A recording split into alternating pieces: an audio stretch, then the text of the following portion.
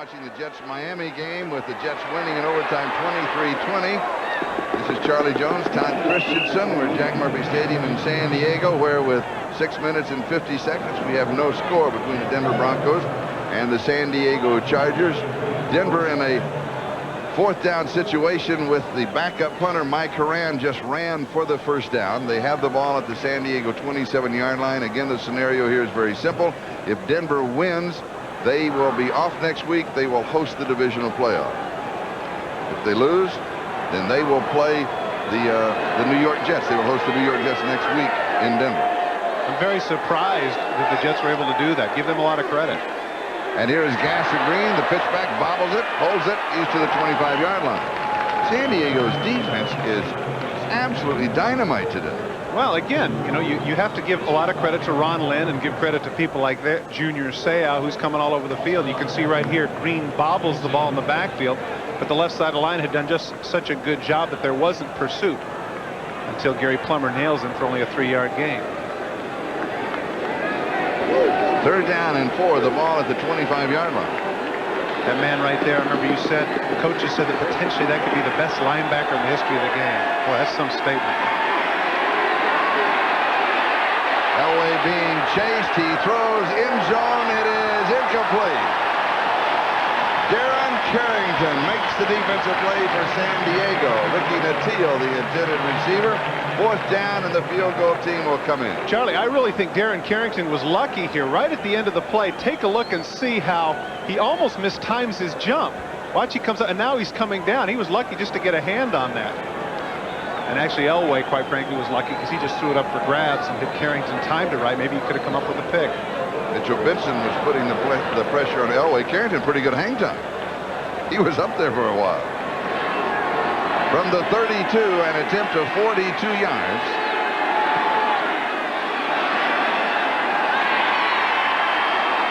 And it is good for 42 yards away, and Denver leads 3-0.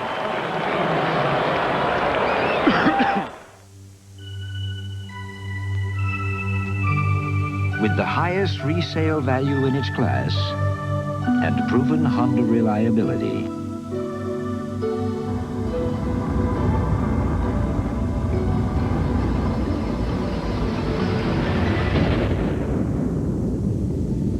the Accord truly is a safe place to put your money.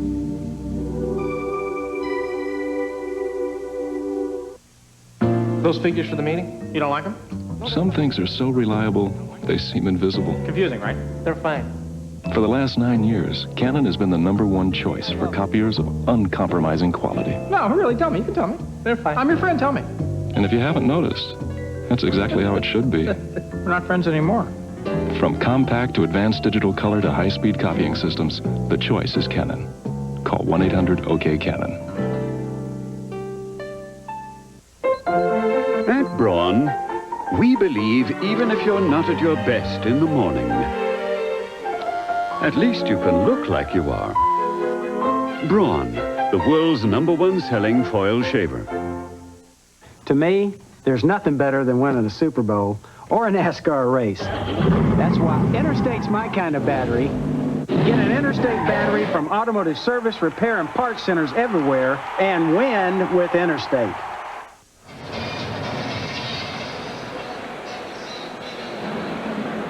David Treadwell, who just booted the 42-yard field goal, will be kicking off. With Donnie Elder and Nate Lewis, the return men. An injury report for San Diego. Eric Bieniemy has partially dislocated his left shoulder. They're the return men. Lewis is 81, and Elder is 28. Questionable if Bieniemy is going to return. Nate Lewis there, number 81. The reason you see that shuffling back and forth is he leads the AFC with a 25.6-yard average on kickoff returns, and he was an alternate to the Pro Bowl behind Tim Brown of the Raiders. And here is Lewis from the 10. He's going to have about 11 yards on the return to the 21-yard line. The score is Denver 3, San Diego nothing. We'll be back in a moment. This castle once had 26 bathrooms. It'd be nice if one of them still worked. Why? What if my diarrhea comes back? Relax. You took my Imodium A decaphlets. Just once. I usually take the pink stuff 2 or 3 times. Imodium AD is much better. Imodium AD caplets are so effective, they often work in one dose. Instead of dose after dose after dose, like the pink stuff. Ready to go? Before the sunset? Imodium AD for diarrhea, the choice for one-dose relief.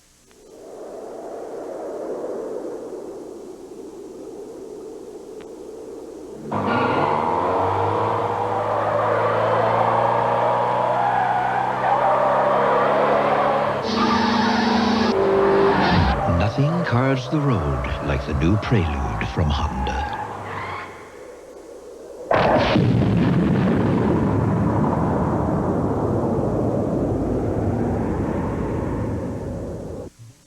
That was then. This is now. Odor prevention then. Odor prevention now. Introducing the pump deodorant from Old Spice. It beats the leading aerosol deodorant. Actually prevents odor better with a superior formula that's right on target. Unlike that messy cloud. Pump up your odor prevention with the Old Spice pump.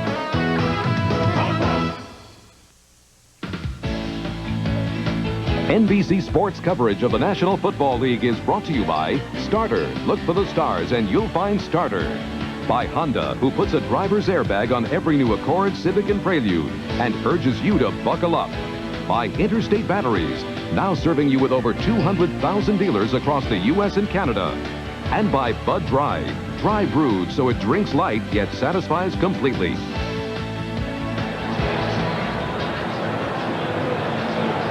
This is before the ball game. Santa arriving early.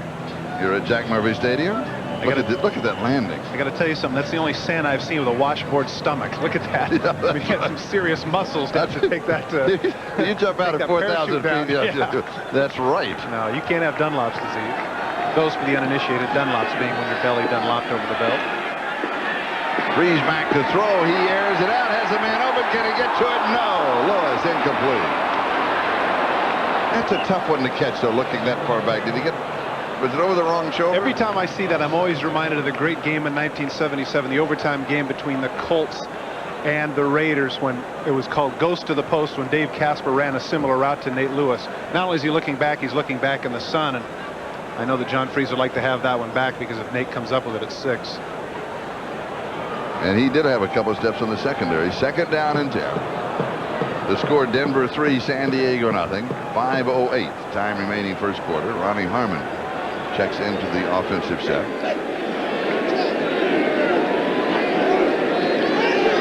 A blitz by the Broncos gets picked up. Pass Harmon, and Harmon drops it.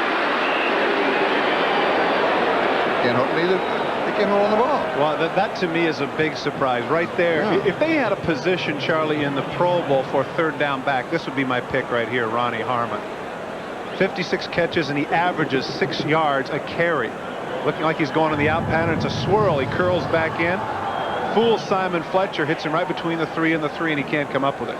Shouldn't have tried to backhand that ball. That's one where you try to cradle in your arms. As I mentioned there, take a look at the number of catches he has had. He's done an outstanding job. And I asked him, and he compared Dan Hinger, of course, is the biggest favorite in the world of Joe Washington, who's arguably the best at the position. But he said that man right there compares favorably with him. Freeze now 1 of 6, and he is sacked. As he is dropped at the 13-yard line, Simon Fletcher got him. That is the 50th sack for the Denver Broncos this year. It'll be 4th down. They'll be kicking. Well, the Broncos are second in the NFL in sacks, and Simon Fletcher is one of the reasons. He was one of the people that Dan Reeves felt had not been given his due. He felt like he should have been a Pro Bowl player because he leads the team in sacks. In fact, that's his 9th in the last 8 games. And every year he's up there in the sack totals, but for some reason he can't sneak into the big game in Hawaii. John Kidd will be kicking. Vance Johnson is the return man. Lazy floater. Fair catch is called for and taken at the 46-yard line. 41 yards on the punt by John Kidd. And we've got a timeout. 4:30 left to go in the first, and Denver leads it 3-0. There's a place where the home team always wins, where fashion models cling to ordinary guys, and ordinary guys really know how to dance. Why can't life be like beer commercials? Why? Ask why. Try Bud Dry. It's dry brewed, not watered down, to drink light yet satisfied completely. Because when all the world's a stage, your refreshment should be real. This holiday, MasterCard helps you give the people on your list their favorite things with the Master Values program. Save 10 to 25% on specially featured merchandise when you use MasterCard for clothing to housewares at Kmart, the latest music at Sam Goody and Musicland, and wherever you find Happy Holidays Barbie. Look for Master Values at fine stores everywhere, only from MasterCard. Think of it as our holiday gift to you.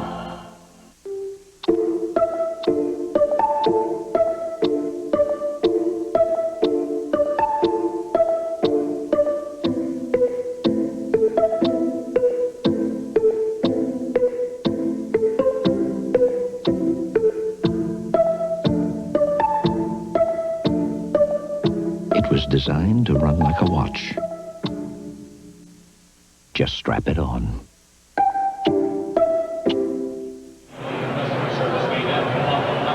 As we come back to San Diego Jack Murphy Stadium, the possessions of the Denver Broncos. Well, actually, the last one's even deceptive, Charlie, because the reason they got the field goal was because of the fact that they were able to run for it, the punter on 4th down to fool them. But then once again, on what would have arguably been the 5th possession, they went 3 downs and kicked the field goal. So thus far, the Chargers have done an outstanding job of keeping the Broncos out of the end zone. Denver with a first down at their own 46-yard line. 4.5 minutes, time remaining in the first quarter. The 42-yard field goal by Treadwell, the only scoring in the game. Oh, it'll swing to the right side, is complete to Sharp. And Shannon picks up the first down, 41-yard line San Diego. Let's go to New York for an update. An Eddie Murray field goal of 21 yards about 5 minutes into overtime in Buffalo ends the Bills' 17-game home winning streak. The game, of course, was meaningless for Buffalo, but Detroit keeps its chances for winning the NFC Central alive with a 17-14 victory. However, Emmitt Smith outgained Barry Sanders. Smith had 160 yards in Dallas. Sanders had 108 today for Detroit at Buffalo, the rushing title to Emmitt Smith. Charlie? All right, thank you, Bob. And with that Detroit win, now Chicago needs to win Monday night to capture that Central Division title. Here is Gaston Green around the left side. Back-to-back first downs for the Denver Broncos. Now beginning to get that offense on track. Martin Bayless was chasing it. Well, Gaston Green, the thing that they say it's good about him is you give him a slit and then he can make the cuts. This is the longest gain today. He only has 17 yards, but that 12-yarder, he gets to the outside. He can really frighten teams. The ball at the San Diego 30-yard line. Needing 53 yards, as Todd mentioned, to reach the 1,000-yard plateau. And he gets the call again. Whoa, Gary Plummer had his helmet taken off. What a collision. See number 50 there with the bare head, wondering what happened. Oh, well, some kind of collision. He had a collision in practice with one of the assistant coaches, Jack Riley. He'd always run in and, you know, they don't touch the quarterback. They always stay away from the quarterback during practice. So he's made it a habit all year long. He'd always go where he would either touch or pat the assistant coach, Jack Riley. And Riley, this week gave him a shot to the ribs with his elbow. Well, he had a legitimate complaint there. Doug Waddell, the guard, just came with the hand right on the face mask and pulled it right off. And Gary Plummer talking to the official. That was certainly justified. Plummer. Second and 8. Steve Sewell, and again, Charger defense very impressive thus far. Gary Plummer in on the tackle for the 6th straight season. Number 50 for the San Diego Chargers has had 100 tackles on a season, and that's quite an accomplishment. A reminder that at the conclusion of today's game, we'll be presenting the Avis We Try Harder Award, which will be given to the game's most valuable player. The ball marked at the 28-yard line, and it's 3rd down and 9. Charlie Elliott has missed, after that completion just had to Shannon Sharp, he had missed 8 prior to that, so he's 2 for 9.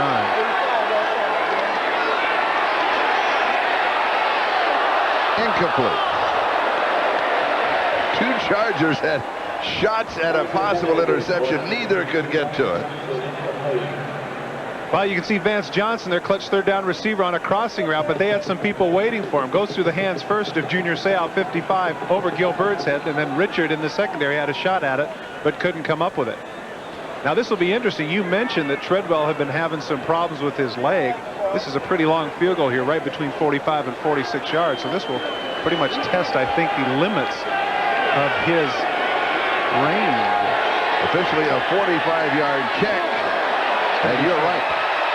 That is at the limits. So Treadwell has hit from 42 but missed from 45. The score remains Denver 3, San Diego nothing.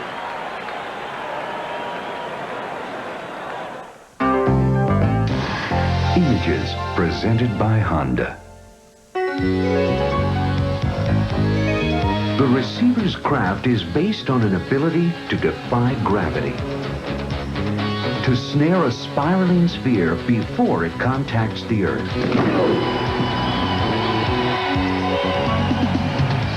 It is a magic act that demands total concentration.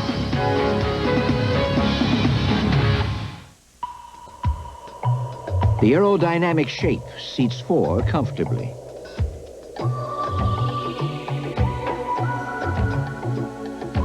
The advanced VTEC-E engine was designed for both power and economy. The new energy-efficient Civic VX from Honda. If everybody drove one, think of what we could save.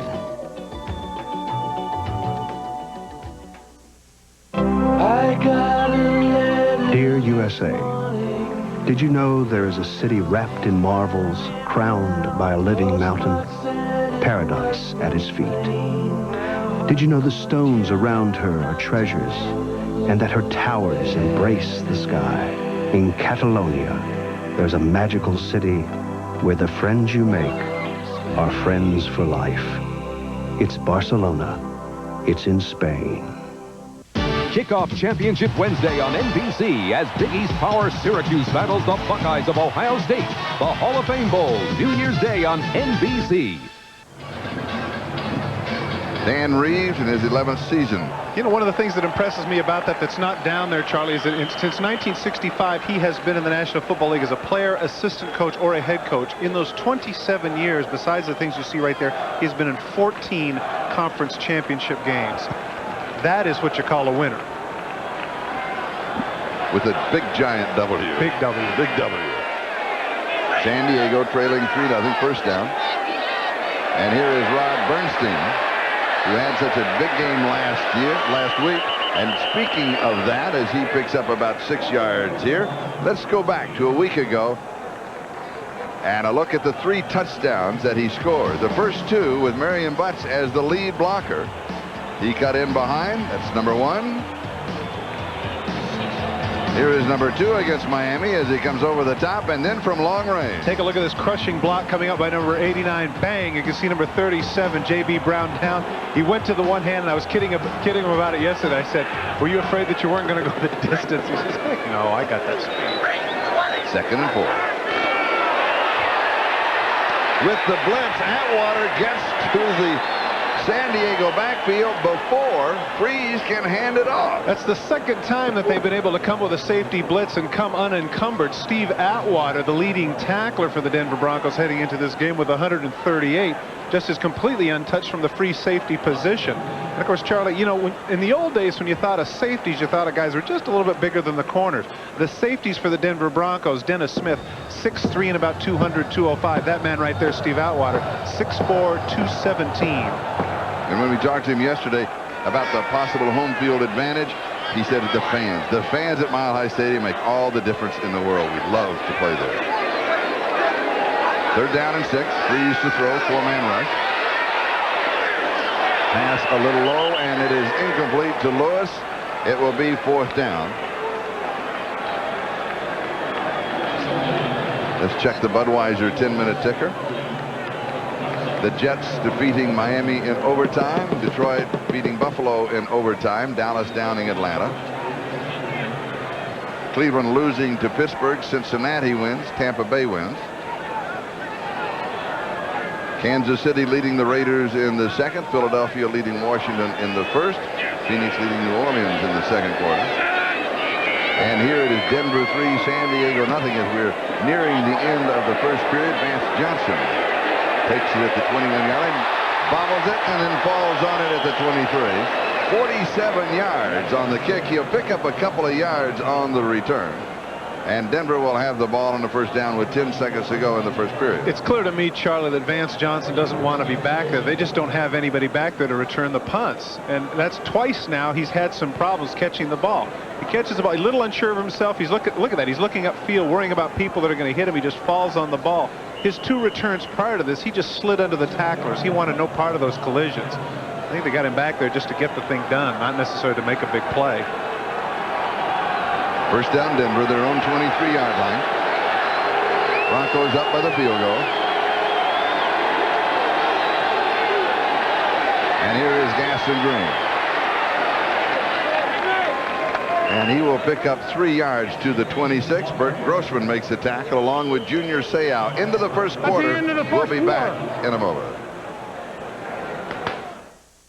Norelco doesn't just shave you close, but incredibly close. Or merely shave you in comfort, but in exceptional comfort.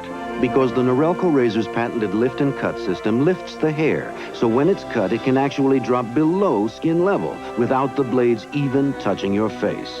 And once you've shaved that incredibly close with exceptional comfort, you know you'll always be comfortable shaving with a Norelco. Norelco, we make close comfortable. Alka-Seltzer Plus goes to the Arctic Circle, where the toughest colds live. The cold is miserable in this environment. Alka-Seltzer Plus takes care of the aches, the runny nose. It does the job. Alka-Seltzer Plus fights tough winter colds with a combination of ingredients you can't get anywhere else. Alka-Seltzer Plus has done exactly what I've needed it to do. If I don't go to work, kids go hungry. Alka-Seltzer Plus, tough medicine for tough winter colds. For nighttime relief without alcohol, try Alka-Seltzer Plus Nighttime. Christmas Eve, when you wish for peace on earth and goodwill toward man. Would it be all right if I gave you a hug? Share the spirit of the season with those you love. I could sure use one right now. In a special 2-hour movie presentation. Sleep tight. What a wonderful world. I'll Fly Away, Tuesday at 8 on NBC. Gillespie welcomes a young immigrant. He spent his first Christmas in this country. A story of hope and love. It's a real good Christmas Eve, Chief. Heat at a special time, NBC Tuesday. Christmas Day, it's a battle for L.A. as James Worthy and the Western Conference champion Lakers meet their crosstown rivals Danny Manning and the Clippers. Then, Christmas night, the battle we've all been waiting for as Michael Jordan and the world champion Bulls take on Larry Bird and the Celtics. A special Christmas Day presentation of the NBA on NBC. Official statistics in the first quarter. Well, right there, that man is one of the reasons why you see -2 yards. When we talked to Wade Phillips yesterday about John Freeze, unlike some coaches who will patronize and say, oh, you know, he's got this and he's really good at this, he said, well, he's inexperienced, so we're going to take advantage of that. And that's exactly what they've been doing with some of their safety blitzes. I think the young man's really confused. Elway in the first period, only 2 of 11 completions, now 3 of 12 as he is Vance Johnson. He goes out of bounds at the 35, now to New York. And an update, Bob.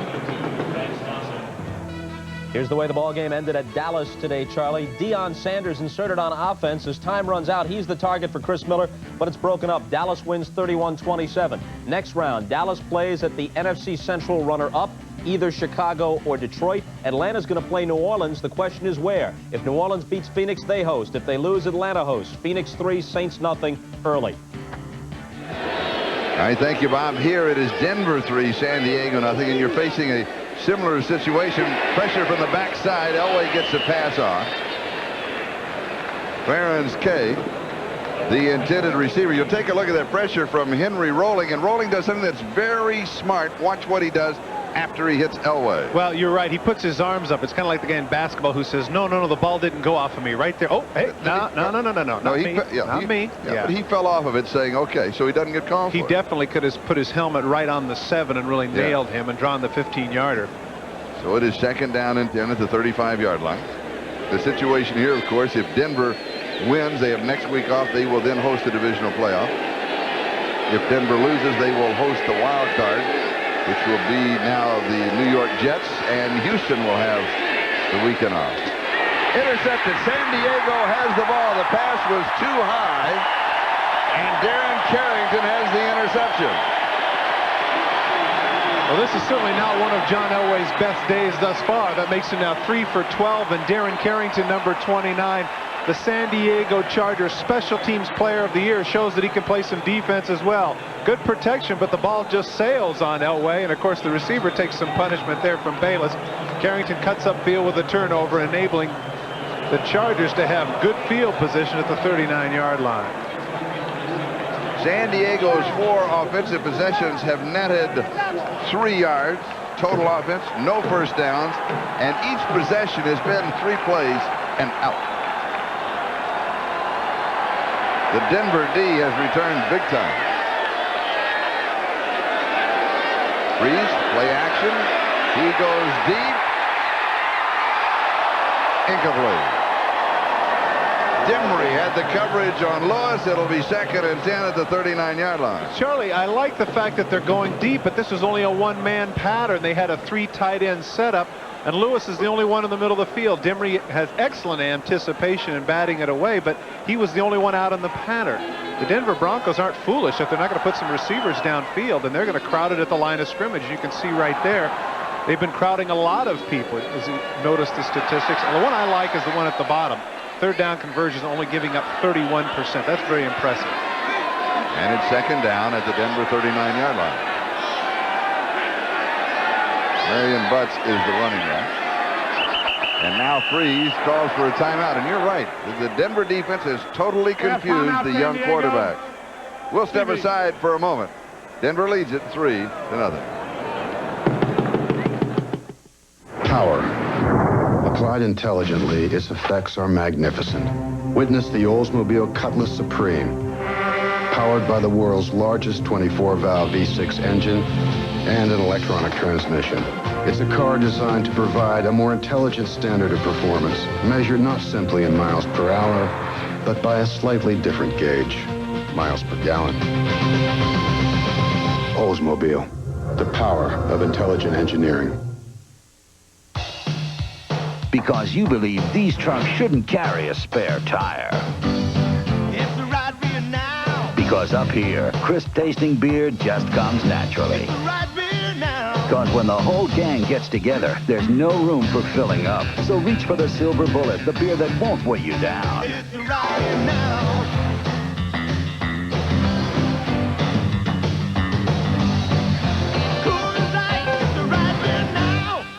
I think the customers definitely sense the difference, not only in the company, but in us. There is a definite pride in what we do and how we do it. I mean, the employees own the company. You are Avis. I'm Avis. If you've seen our roving rapid return now, you'll see that you don't even have to step out of the car before you're already checked in. If you don't like the color of the car, if I have a different color car, I'll fix it. We call over 1,500 customers a month just to see if they're satisfied. There's a big sense of pride in owning a company. So why rent from anyone but an owner? As we come back, this is one of the Fido t-shirts that Dan Reeves has been giving out periodically to the players of the Broncos, starting when they reported this year. Yeah, and this is Steve Atwaters. I kidded him that I thought this looked like this represented one of the girls he was dating, but in reality, the Fido is Forget It, Drive On. And they've had different shirts throughout the year, but of course you can see right there, AFC West champs 1991. That gives them motivation, I guess. And that was, of course, going back to last season, that they just wanted to forget what happened last season, and this year it's an entirely different story, and they really have turned it around. I'll say 5-11 to 11-4. That is some turnaround. 2nd down. Freeze has protection, and it is incomplete at the 27-yard line. Craig McEwen, the intended receiver. Michael Brooks had the coverage. Is there a curse on the hands of all receivers today? Everybody talks about a rhythm that a quarterback has to get into. John Freeze right here at this point. You can see McEwen gets wide open. I mean, he's right there, finds the dead spot. There he is. Brooks loses him, but he just can't come up with the ball. But again, Freeze short-armed it a little bit, and now Freeze is 1 for 9 for only 6 yards. And we're not exactly seeing the air filled with footballs here today, as Elway on the other side of it's 2 for 12. We've seen him filled with footballs, but they're not being caught at the There you go, okay. 3rd down, it's in. There they go. Freeze to throw. This one is intercepted. And here comes Steve Atwater.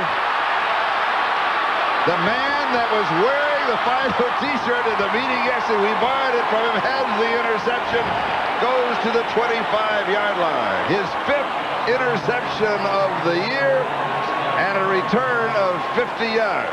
Again, take a look at John Freese. Look where he's looking. Right there. Steve Atwater reads his eyes, comes across, and actually the collision pushes the ball into his chest. And watch Freese come over and try and make the tackle. Oh, I guess not. Never mind. So he doesn't want to get hit. That enables Atwater to get the extra 20 yards on the return, and finally he is brought down on the 26-yard line. One of the 4 Pro Bowlers that the Denver Broncos have heading to Hawaii, 2 of them safeties, which I find interesting. Carl Mecklenburg and, of course, Gaston Green. And Denver with the ball at the San Diego 26-yard line, first down. And Sewell throws it, and it is incomplete. To Shannon Sharp. Sharp was open, and he missed him. There is history for that play, Charlie. Go back to Super Bowl 12 when the Denver Broncos played the Dallas Cowboys. After a turnover at the 25-yard line, those of you who are history buffs remember Robert Newhouse going out, making it look like a sweep, and throwing a touchdown pass to Golden Richards. Here's a carbon copy of that play, but Sewell threw it just a little bit too far for Shannon Sharp. That really, on that play, that is Sewell's fault, because when you have the guy wide open like that, don't try and make a perfect throw. Throw the sucker end over end. Just get it downfield so he can come up with a touchdown. Spoken like a true receiver. That's right. 2nd and 10. Elway fires. This pass is complete. And he goes to Shannon Sharp and drills him, and he has it. And the first down. And a pickup of 12. The Tracer 10-minute ticker. Late scores only. Kansas City leading the Raiders by 7. Philadelphia out in front of Washington. New Orleans and Phoenix are tied. And here the score is Denver 3 and San Diego nothing. 13:46 left to go first half. The ball at the 14-yard line of San Diego. First down Denver, an opportunity to capitalize on Atwater's interception. And here is Gaston Green to the 10-yard line. It'll be 2nd down and 6. An interesting article in the Los Angeles Times on Gaston Green and the tenure that he had with the Los Angeles Rams, saying that the front office wanted the Rams to draft Green because they thought he would help sell tickets being from UCLA, and that John Robinson, who is ending up his coaching career this weekend with the Rams as head coach, did not necessarily want him to be drafted, and therefore did not use him. At least that was the contention of the Rams. Yeah, it's like the old philosopher said, one man's meat is another man's poison. The best thing that ever happened to Gaston Green from a professional standpoint was to get here in Denver. And he goes to the 10-yard line, so it is no gain. They're going to mark it right at the line of scrimmage. And once again, speaking of Pro Bowlers, it was Junior Seau who is going to the Pro Bowl. Well, I tell you what, if there are Pro Bowl votes for energy, the number 55 would certainly be unanimous. Look at that, just slides right past the blocker, no chance. Holds Green up for everybody else to jump in, and there it is, the big fist. Hi-ya, how's it? And he's that same way in practice. Junior Seau, Gil Byrd, who is absolutely thrilled of finally be going to the Pro Bowl. This is 9th year, and Marion Butts making his 2nd trip. 3rd down. Elway's pass is complete at the 3-yard line to Vance Johnson, and he bends to the 2. It's going to be first down and goal to go. Gil Byrd was there along with Carrington. You know what's impressive about this catch, Charlie? Watch how he avoids the beheading that's coming his way from Stanley Richards. He ducks, whoop, look out. Misses it completely, able to get down. Boy, he has that preservation instinct intact. So it is first down and goal to go.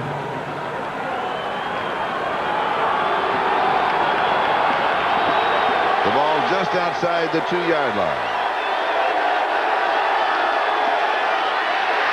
And it is Steve Sewell, the first back through, who scores the touchdown from 2 yards out. Denver Broncos and the Pittsburgh Steelers are two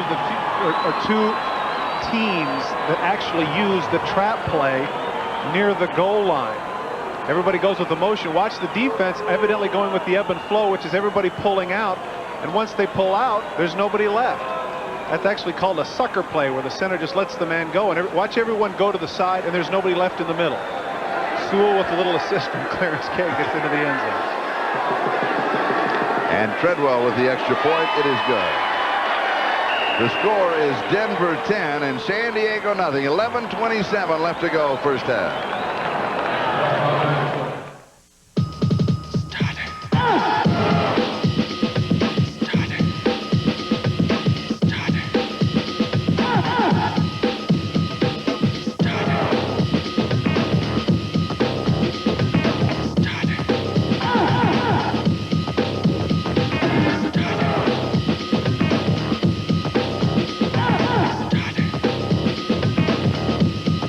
Is the right beer now.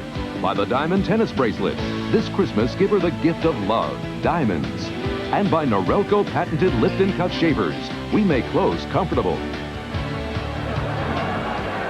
We have an overload of Santa Clauses. Of course, those aren't quite as athletic as the guy we saw come down in the parachute. Oh, there's another one. Those are the real life Santa. And another one. And another. It's a Santa Fest. And there's some more. Somehow, Christmas in Southern California, though, just not the same. Oh, it's fabulous. It's fabulous anywhere. Here's Nate Lewis on the return to the 15, the 20, the 25, out across the 30-yard line. Shannon Sharp got him. Let's go back to the touchdown. Take a look at Doug Weidel, the right guard. He's going to let Joe Phillips go and then trap down on Junior Seau. This is called the sucker play. Watch 75 just fall down. Weidel lets him go. He traps Seau in the middle, and that enables Steve Sewell to cut inside and score the relatively easy touchdown. Now Denver is up by a score of 10-0 with 11:18 left to go, but the key to the ballgame from the Broncos standpoint has been the play of their defense. Atwater with the interception, Randy Robbins with the fumble recovery that led eventually to the field goal, the interception that led to the touchdown. Meanwhile, they've completely shut down any offense that the Chargers might have thought about. And here is Marion Butts in San Diego, known for their running attack. He picks up 3 to the 34. Mecklenburg makes the tackle. Charlie, this certainly accentuates the point that you just made with regards to possessions. Take a look at the Chargers there. 3 out, 3 out, 3 out, 3 out, and then 3 and a turnover. So the offense is just not generating anything compared to last week when they scored 38 points.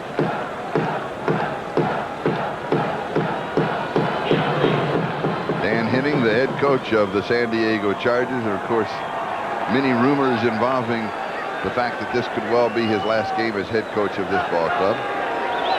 Highly respected as an offensive coach, as an offensive innovator, but his record here simply has been less than you would hope. Part of the snap, we have a false start. Number 7, the offense. Repeat second down, 5-yard penalty. That was on Mike Zandowski. Well, there's so many factors that the line is razor thin in so many cases between winning and losing. I mean, this man as an offensive coordinator with the Washington Redskins assisted them to 2 Super Bowl victories in '82 and '87. As a head man with the Atlanta Falcons, he actually improved their record, but because the organization was in such disarray, he ended up getting fired anyway. And now with the Chargers, as you mentioned, back-to-back 6 and 10 seasons, and this year they won't be able to match that. So tough goings for him right at this moment. Second down and 12. Ronnie Harmon gets the call, and he will go to the 34-yard line. So he picks up 5. It'll be 3rd down and 7.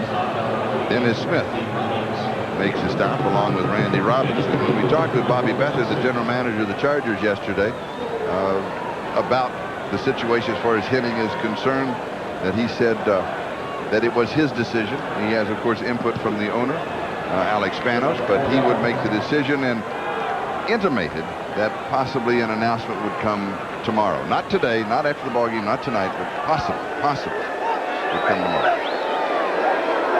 3rd down. And it is incomplete. Greg McEwen cannot pull it in, and excellent defensive coverage by the Denver Broncos, led by Wyman Henderson. Well, Wyman Henderson limping off a little bit there. It was an awkward collision that he had with Craig McEwen. Once again, John Freeze looking the same spot, but look at the number of orange shirts that are around him.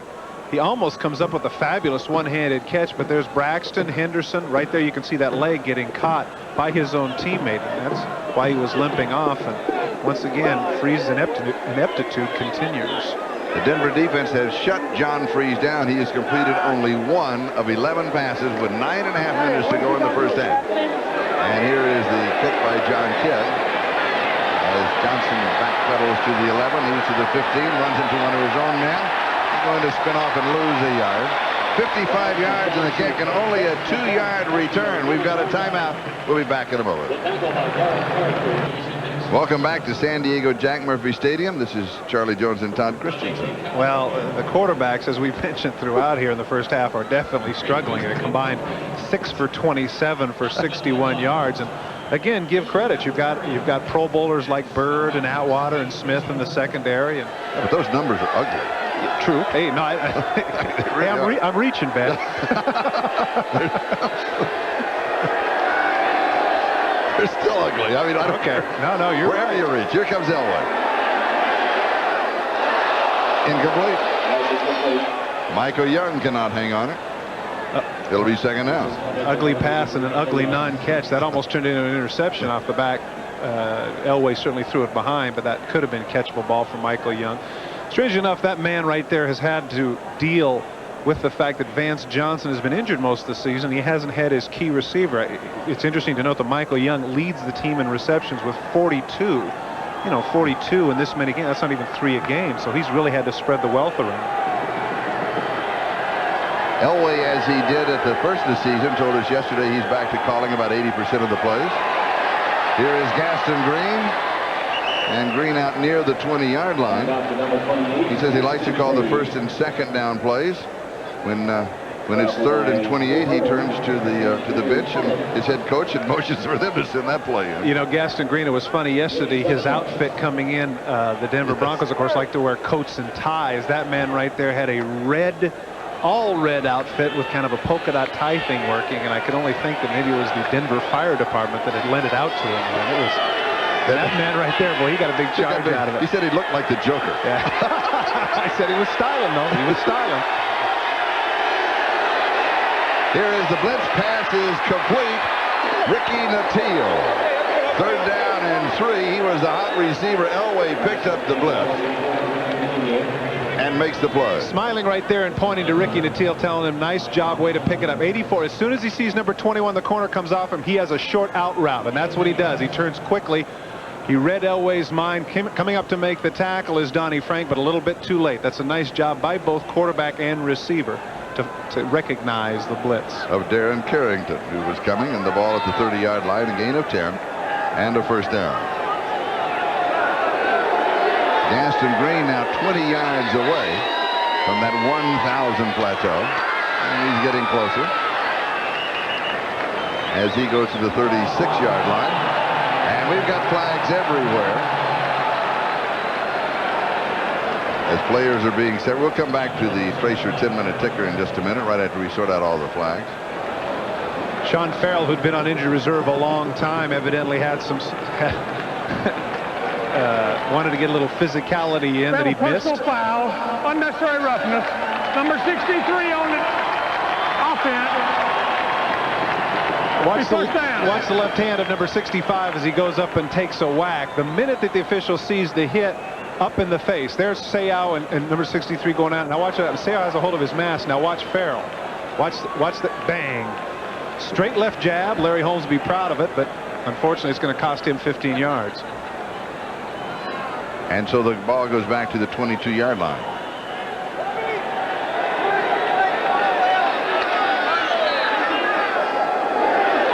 Sean Farrell, former New England Patriot. And deduct those 6 yards rushing from Gaston Green. He's back to 33 on his total for the day. He wants to pick up 53.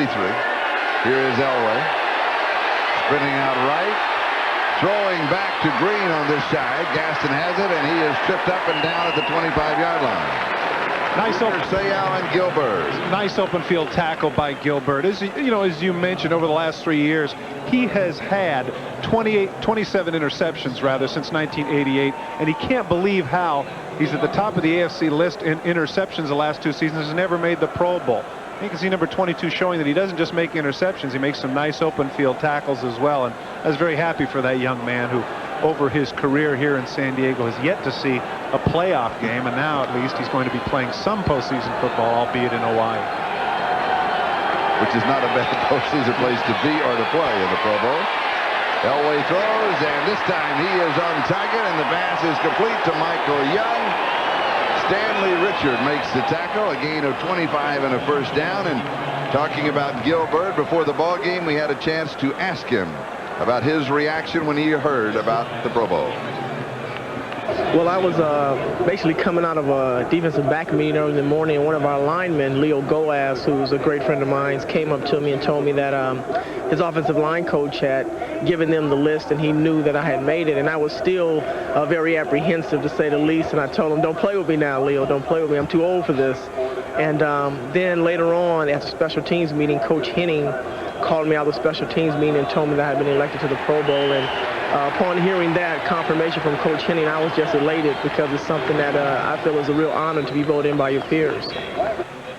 And he went on to tell us that, you know, what an honor it is after 9 years looking forward, hoping, and you know, and playing at that level, and now getting the recognition. And boy, he may be the happiest of all those selected this year. Well, as we saw at the beginning of the game, Charlie, when they were introducing the players, for the 4th straight year, he was named the most inspirational player for the San Diego Chargers. And that has to tell you something about not only the peers around the league now, but what his teammates think of him and what he does.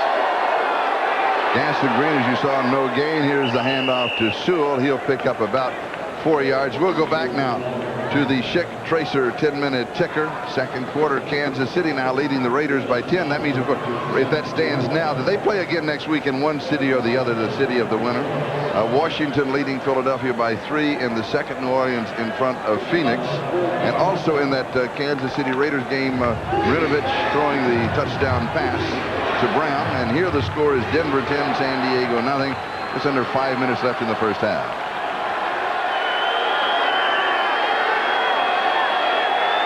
San Diego gets caught in the neutral zone as they are blitzing. We have a false start, number 7 on the offense.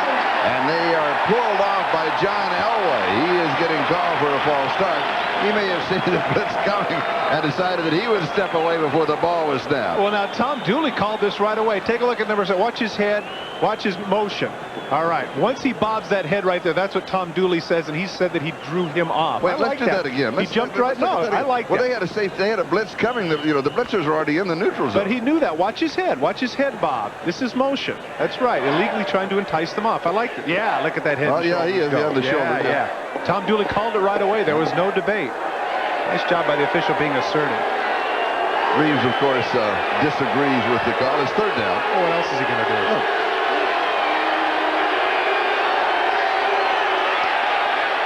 A wobbly, low pass that is incomplete to Steve Sewell. And it's fourth down. Boy, is he angry. A lot of times that sort of thing can be picayune, but the way his shoulders and head moved, I think that Tom Dooley made a good call there. I agree with you. I think you're right. Mike Horan will be kicking.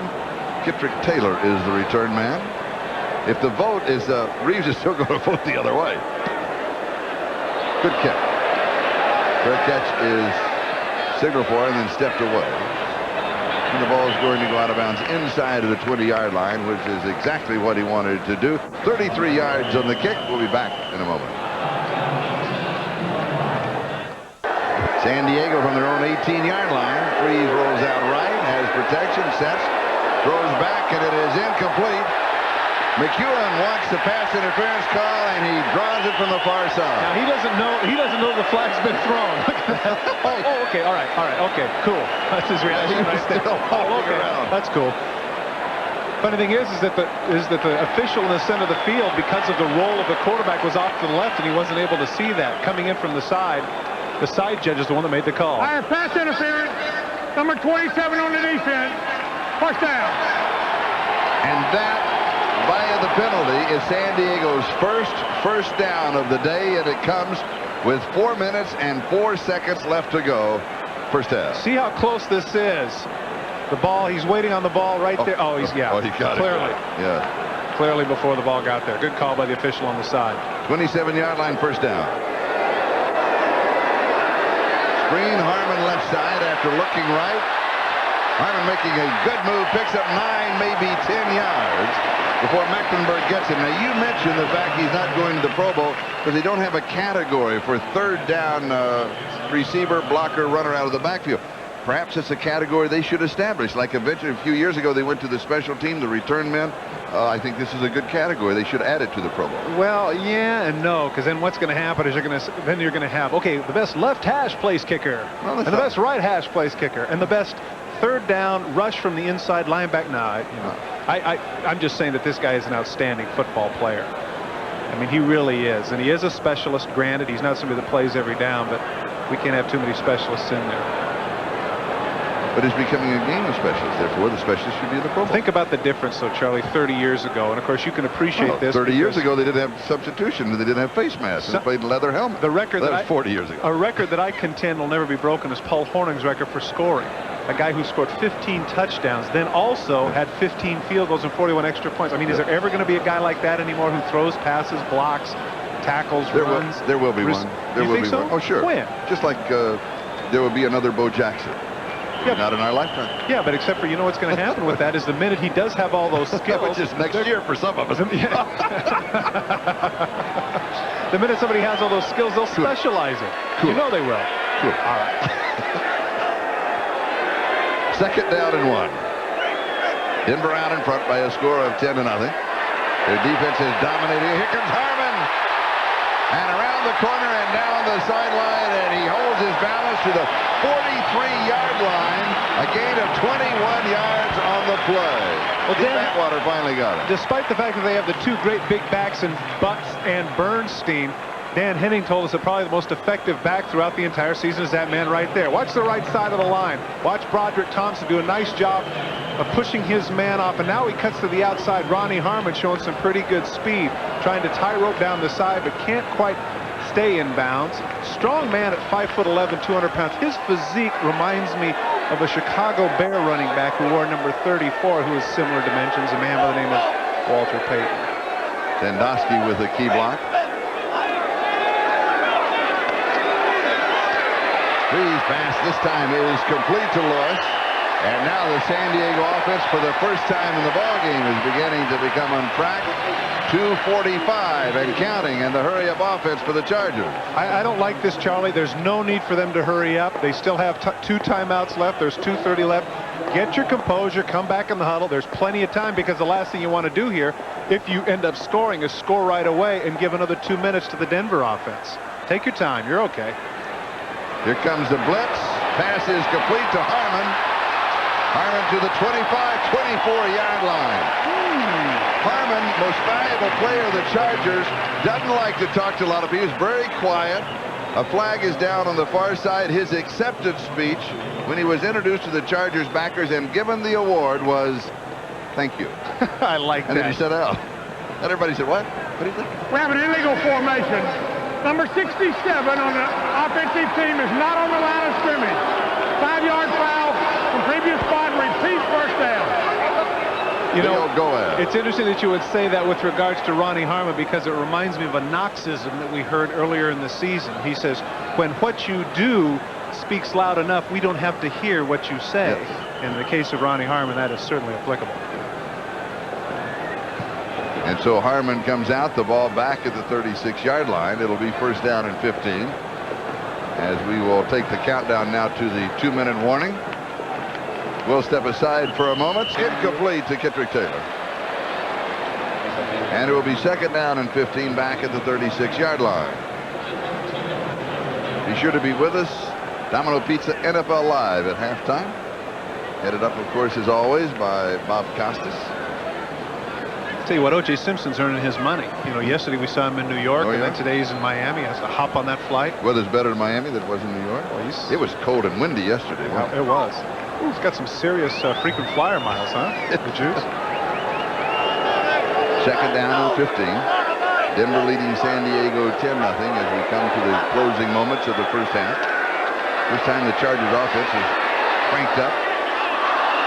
Terrible pass, missed the intended receiver, Ronnie Harmon, and hit a defender. Was that Mike Kroll that he hit? I don't know if Freeze is just having one of those days that a young quarterback has. Right there, Trying to overread the break, figuring Harmon was coming the other way. What that is, Charlie, is it's an option route by Ronnie Harmon, and he anticipated him going out instead of in, and when Harmon cut back inside, the ball was already gone. Look at those numbers. 3 of 15, 27 yards, no touchdowns, 1 interception.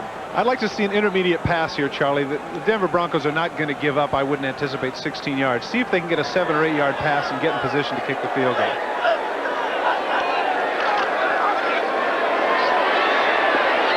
Freeze goes deep, passes complete at the 18-yard line, and it's a first down, converting on 3rd and 15, a gain of 18 to Kitrick Taylor. See, I told you so. And now the hurry-up offense, 1st and 10 at the 18-yard line, 1:26 and counting time remaining first half. Freeze. A misread again with Harmon, because Harmon's trying to slide down, and they had 3 defenders around him, and Robbins almost picked it off. Well, that was a screen pass, but Robbins did a nice job of picking. The reason Robbins was there is because of the fact he has him man for man. Normally in a screen, it works best against the zone. You can see him running right out with him. They were absolutely not fooled by that. The Broncos did a nice job of picking that play up. Now, last week, Freeze said after the game that he saw the field. Saw everybody. I don't think he's seeing the field that well today. I think Denver's disguising their coverages so well. He's not being able to pick everything up. Well, as we saw by the graphic, the Denver Broncos lead in so many different categories. They're certainly a better defense than the Miami Dolphins. And here's Ronnie Harmon. 10-yard line. Gain of 8. It'll be 3rd down and 2. Atwater and Robbins with the tackle. Timeout, San Diego. San Diego stops the clock with 1:11. Now, once again, Ronnie Harmon coming up with the big plays. Earlier, we watched him go right tackle and get them inside of Denver territory for the first time in the game. And this is a simple trap play. Courtney Hall, nice job on Brooks coming off there, making a good block, creating the hole for Harmon to get down to the 10-yard line. Courtney Hall, number 53 for the San Diego Chargers. When I talked with Ed White yesterday, of course, one of the great all-time offensive linemen and now a coach here in San Diego, said that this man has the potential to be the best center in the league. He could be another Dwight Stevenson, and believe me, that is saying an awful lot. Watch 53, excuse me. We have called back, with our ticker of the scores of the early ball games and what is happening. These are the league notes. The top rusher is Emmitt Smith with 1,563 yards, and Indianapolis will have the 1st and 3rd picks of the next draft. And had they won that game, they'd have had the first 2, correct? Yep, and they need them. Yes, they do. Yeah. 3rd down, about 1.5 yards for the first down.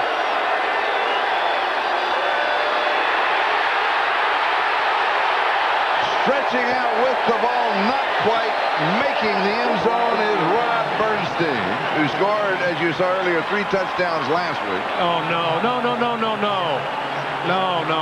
What? See now, John Freeze calls another. We have timeout. San Diego.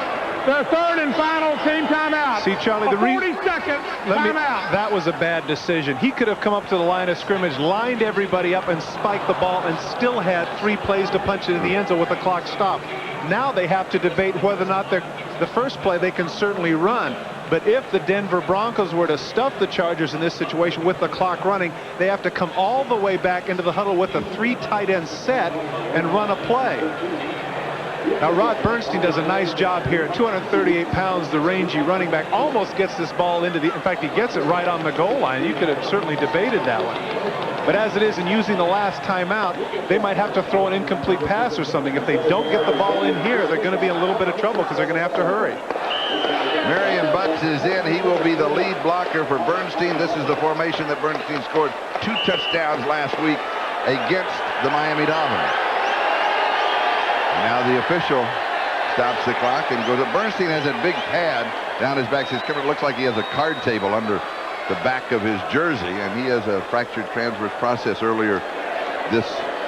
There it is. Look, it does look like a card table, you know? If he stretched, there we go. Your deal. Hey, he said, but you know what he told us? It weighs less than a pound. He said it's not cumbersome at all, and it makes him feel a lot better. The officials ruled the player was down on the 1-yard line. After further review, instant replay, play stands as called. First down.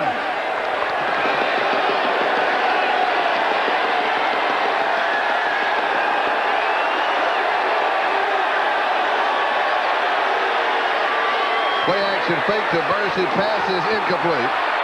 The intended receiver was Young. That does accomplish one thing. It stops the clock. Chargers, as you say, with no timeout. You still think you're just going to go with your power, your power up the middle. That's the strength of the offense. Actually, that's not a bad play here because you assume that that's what's going to happen. Right there. Oh, he's got to catch that ball. Oh, yeah. That's got to catch that ball. That's the rookie Dwayne Young out of Michigan State. This is the play that they reviewed. Whether or not Bernstein reached. That's awfully close. That is very close. It's a moot point now, however. Yeah. Play action fake again. Pass complete. Touchdown. McEwen all alone.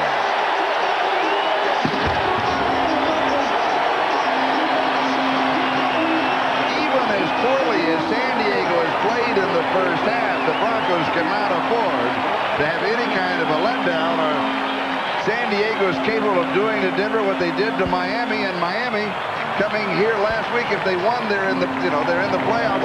They lose last week. They lose to the Jets. They're going to be home for the holiday. Well, this looks like a carbon copy of last week. San Diego started the game playing poorly, not doing a whole heck of a lot. We have a demonstration foul on number 31. After the play, throwing the ball in the stands. We will penalize on a kickoff. I think they've got to get rid of that demonstration, foul completely. That's ridiculous. Let them celebrate. Well, in the case, Tom Dooley's talking about the fact that he threw the ball into the stands, and of course that can cause some problems. So that I don't have a problem with. But what I do have a problem with is if he's excited, jumping up and down. If that's the reason they threw the flag, then you're right, Charlie. Here is the extra point, and it is good. And so with 47 seconds left, is that going to be another one? It doesn't seem like the flag dampened his enthusiasm at all. But I will tell you this, as we get a chance to see the play, San Diego did just what we anticipated, and that is they were forced to throw here because they didn't want the clock to run out. The play action fake totally fools Steve Atwater, who has to make a choice to go in for the run or go for the pass. Watch the bottom of your screen. There you see 31 in motion. He fakes the block, 27 buys it, turns around, it's too late. McEwen has his touchdown and his all-world celebration. San Diego on that drive moving 82 yards. They started at their own 18-yard line. They pull within 3. It is Denver 10, San Diego 7 with now 47 seconds left in the first half. Just telling you how much I like that hair out of the back. I like that. I like the long hair. I do. Yes, I do. No, I do. Looks cool. From you, I'm amazed. Mr. Conservative? Ever since I was a little boy and I saw Joe Manamuth with his hair out the back of his helmet, I've liked it. And that man right there has actually been doing some double duty, Charlie, because of the injury to Anthony Miller. They've had to shift around a lot of wide receivers. And that man, quite frankly, is not fast enough to play consistent wide receiver, but they've been forced to do just that. And really, he's come through for him. Here's a point. The celebration penalty, the kickoff now from the 30-yard line. 47 seconds left. First half. Broncos have 3 timeouts. You're giving Elway 5 more yards. 5 less that he has to work with. Well, the big issue here, Charlie, is going to be to see what kind of kickoff return they get and how far Carney gets it down the field. The clock does not start until the ball has been touched in the field of play.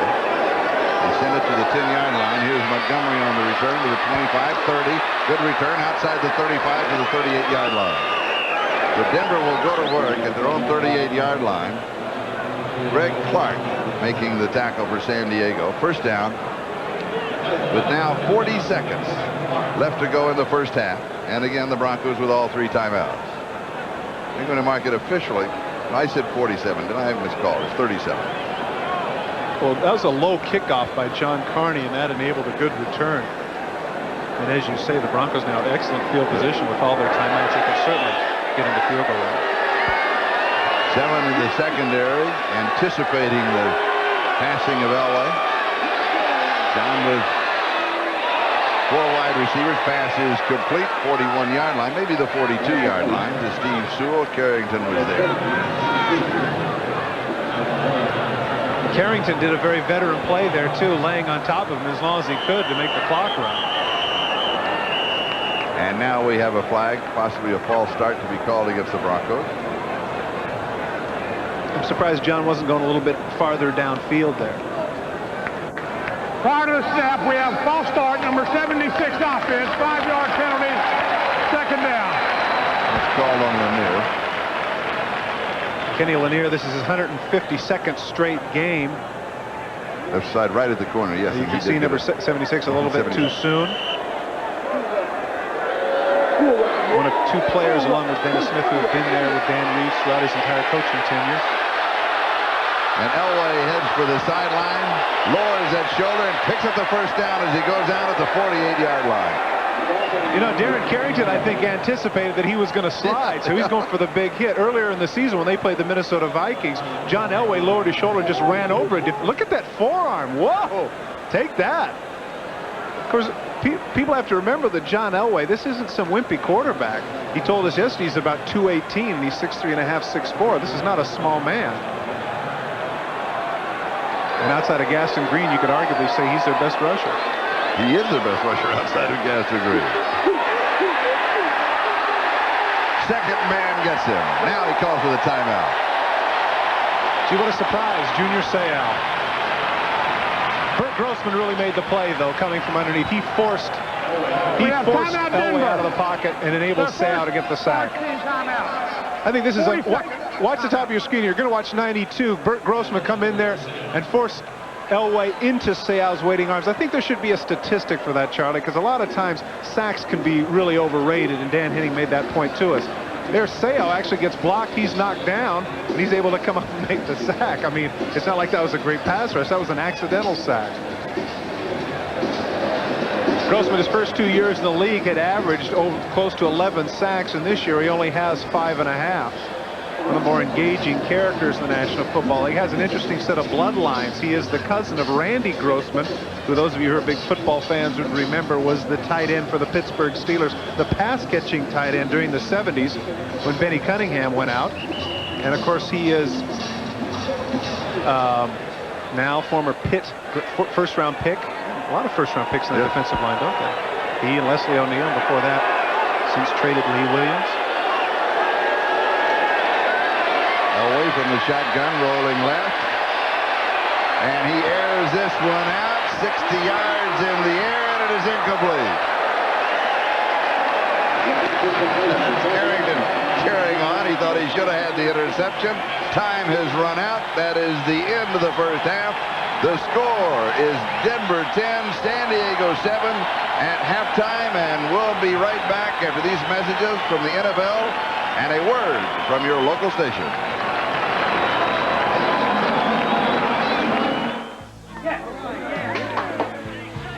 I love the Denver Broncos.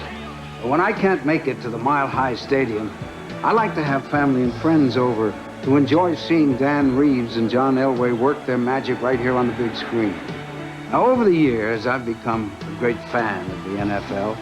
I've learned they're not only winners on the field, but winners when it comes to helping children and families at risk. I know that my granddaughter, Juliana, I know that she has a bright future before her, full of hope and promise. But United Way wants to ensure that every child shares in the promise of this great nation, so we can all be winners, like John Elway. Thanks, John. United Way brings out the best in all of us. And thanks to you for your support of the United Way. It really does bring out the best in all of us.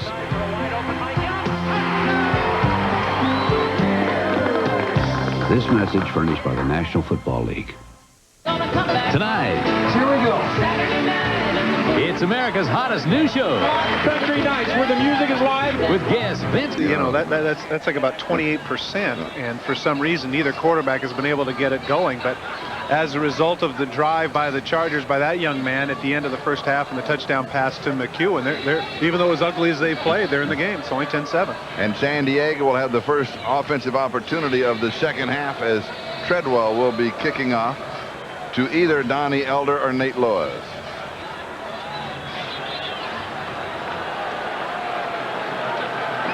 And here is Lois at the, is that Elder? Yes, it is. To the 20, cuts back 25, and is down to the 27-yard line. And we've got a flag down, and a Charger player is down at the 20-yard line. Unfortunately, they're going to catch Mitchell Benson for grabbing, holding. That'll set him back inside the 20. Had a piece of Lalo Lang. big man Mitchell Benson, substitute nose guard behind Webb Joe Holding, Phillips. number 95 on the receiving team from the 18-yard line. Half the distance to the goal. Receiving team's ball, first down. At the 9-yard line. I was going to say, Charlie, one of the disadvantages of being the 300 pounds, particularly if you're on special teams, is the players that are running down the 180, 190 pounders like Lalo Lang there. You know, the only way you can get a hold of them in some cases is to literally get a hold of them. So San Diego will start from their own 9-yard line, first down. As we open the second half, turns the corner. Slips the tackler, picks up a yard or two more, and they're going to mark it at about the 17-yard line. He'll pick up 8. It's going to be second down and a couple. Dwayne Young with a key block for San Diego. I was very surprised when that man right there was named to the Pro Bowl, and the reason I was is because of the fact that he held out and really hasn't played that much throughout the season. And right there, only 12 yards today. He's right around 800 yards, and I guess maybe the feeling was around the league is outside of Thurman Thomas, there really wasn't anybody to pick. And of course, his reputation last year being the third leading rusher in the National Football League preceded him, and that's probably the reason why he's going to be in Hawaii. And he turns it upfield to the 40 and then out of bounds at the 45-yard line. He picks up a quick 28 yards. Derek Walker with the key block. Atwater got him at the 45, first down. Watch the left side of your screen and watch Derek Walker. He's the one, he turns Kroll inside and downfield. Nice block there on Montgomery. Now that man, number 35, don't be mistaken. He's like a 4.55 40 guy, and once he gets to the outside, he can do some things. Good job by both tight ends there. Kroll gets hooked, and downfield Walker is able to cut Montgomery, and that loosened Butts for that 28-yard scamper. Butts comes out for a breather, and he's replaced by Rod Bernstein.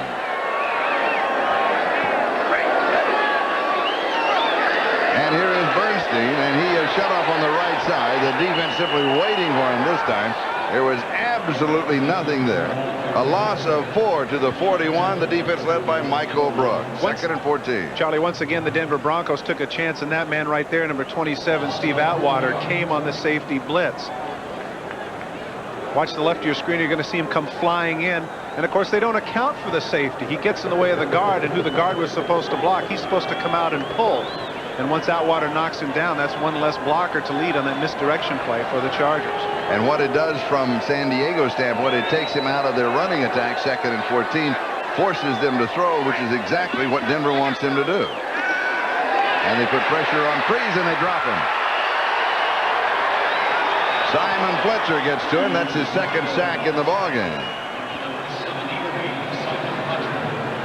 Well, as we mentioned earlier, Simon Fletcher not going to the Pro Bowl again, despite the fact that he leads the Broncos in sacks. And right there, right on top of John Freeze, does a nice job getting past Broderick Thompson.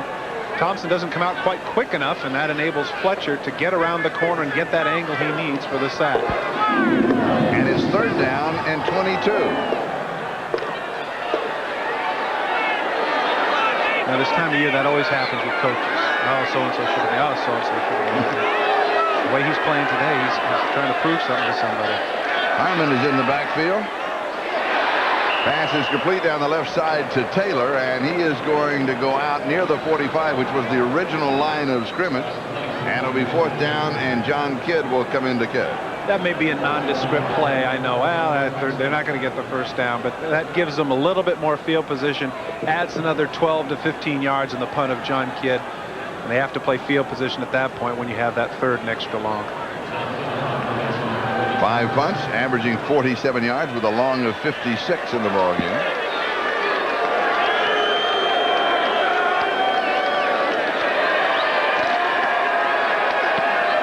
Puts another good one away. Fair catch is called for and taken at the 10-yard line. 47 yards on the kick. Denver leads by 3. Down an injury report. Cornerback Wyman Henderson of the Broncos, an injury to his left ankle, and he is out for the rest of the game. It's a nice view your wife has from your house there. Pretty long, isn't it? Yeah, it is. Like an expansion? Yeah, I do. That's why you never have to buy season tickets. Good. Denver from their own 10-yard line. Here's the draw. and there's nothing there.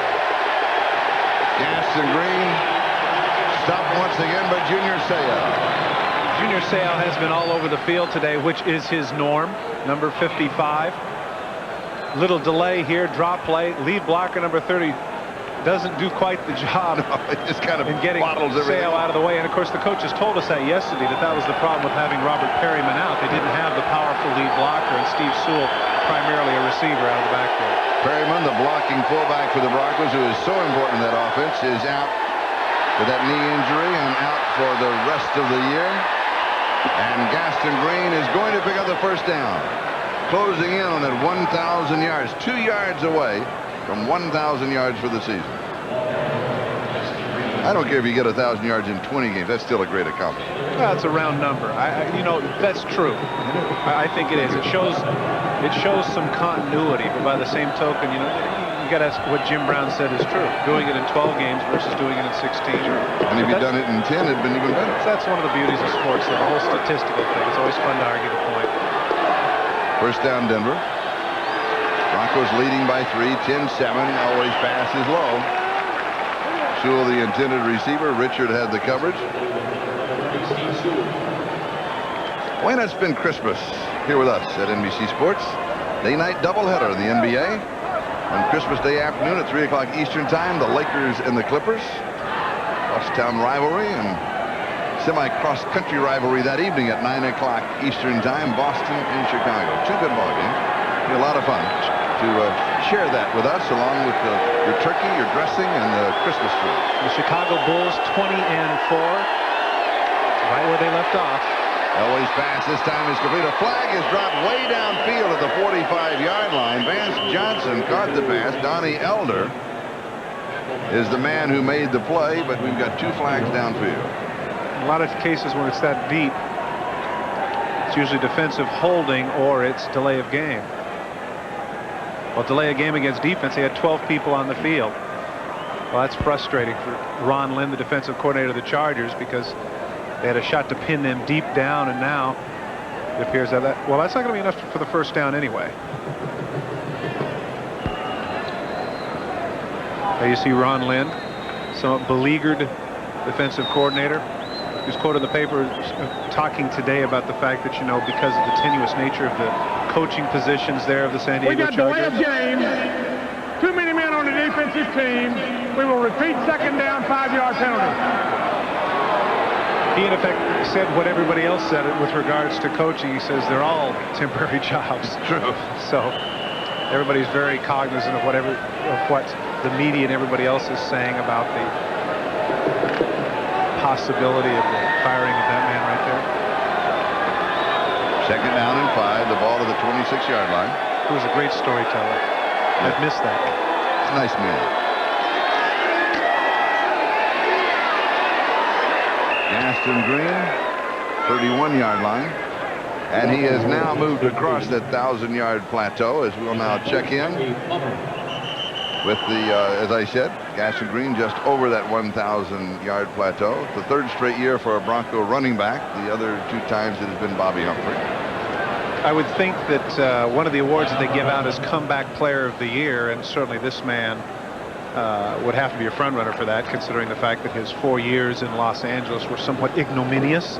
Now all of a sudden he goes from that relative anonymity to being a 1,000-yard rusher and a Pro Bowler.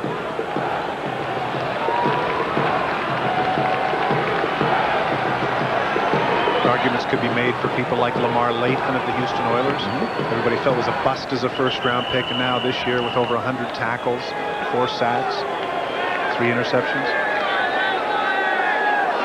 First down, 31-yard line.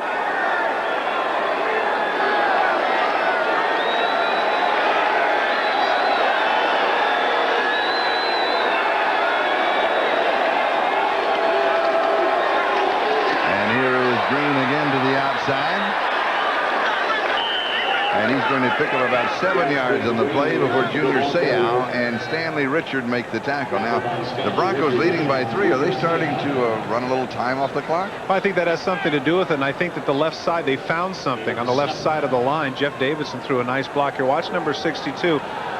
Blocking inside there.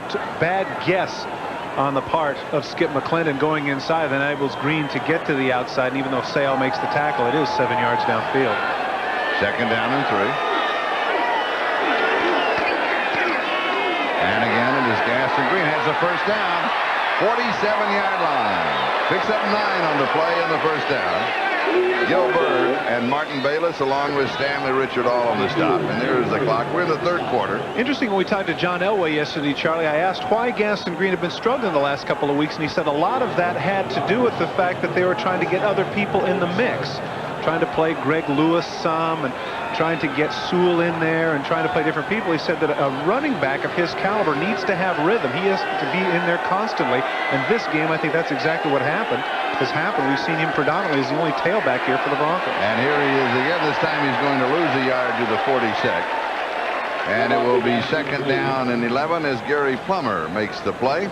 Here is the Hertz 10-minute ticker. These are the late games. Kansas City continues to lead the Raiders by 10, and if Kansas City wins, then they will host the Raiders in the wild card next weekend. Washington leading Philadelphia 13-7, and New Orleans now comfortably in front of Phoenix by a score of 20-3. And here it is Denver 10, San Diego 7, 8 minutes left in the third quarter. If Denver wins, they will have next week off and then host the divisional game, and we'll have flags before the play gets off. And if Denver loses to San Diego, that means that Houston will have the weekend off. Part of the snap, we have a false start, 68 on the offense, 5-yard penalty, repeat second down. That's Crawford Curd. Again, if Denver loses, then Houston would have the day off. Denver would host the New York Jets next weekend, and if Denver was to win that game, they then in the divisional would play at Houston, where the Oilers destroyed them earlier in the year. I'm interested if you think that loss there, I know it was a meaningless game, but Buffalo losing at home to Detroit, do you think that'll have any effect on them 2 weeks from now? No, I think they went into it wanting to rest people, not really caring. Elway throws this one up, and it is incomplete. Sewell wants the call, but it was not a catchable ball from where he was. Stanley Richard had the coverage. Well, and John Elway really just tried to get that one off. He knew that there was a blitz coming. He throws it off his back foot. That's good coverage there by Stanley Richard. In fact, you could argue the point that he pushed him down and didn't enable him a chance to look back for the ball. Elway, as we documented in the first half, is not having a great game. Only 9 of 25 for 98 yards, 1 interception. Yeah, you see that, you're tempted to say, kids, don't try this at home. If this is a clinic for passing, don't watch. Both he and Freeze have really struggled today. Third down and 17.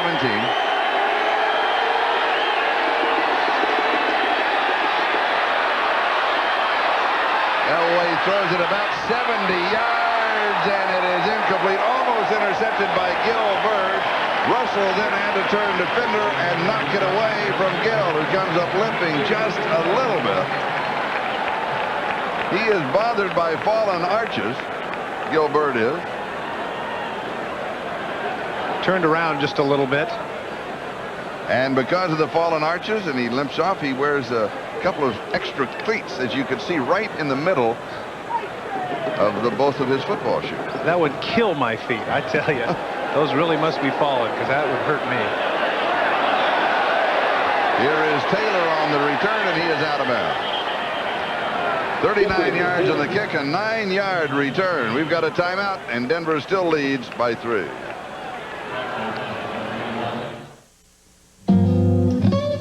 Panasonic presents a new breed of smooth operator. The new Smooth Operator rechargeable razor unites the old-fashioned closeness of a warm, wet shave with the convenience and no-nick comfort of an electric.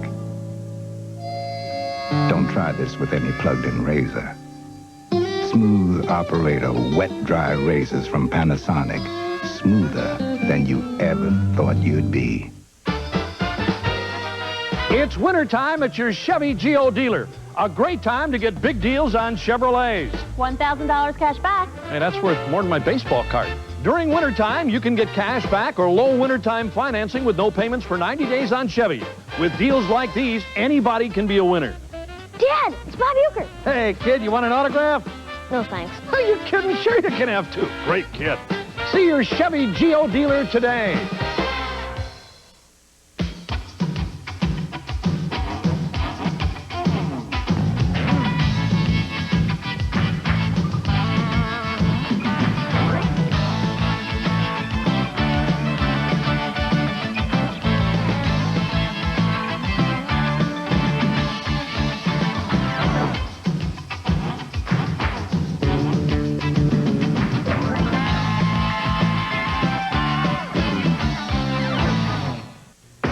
1980. The youth of the world gathered in Moscow.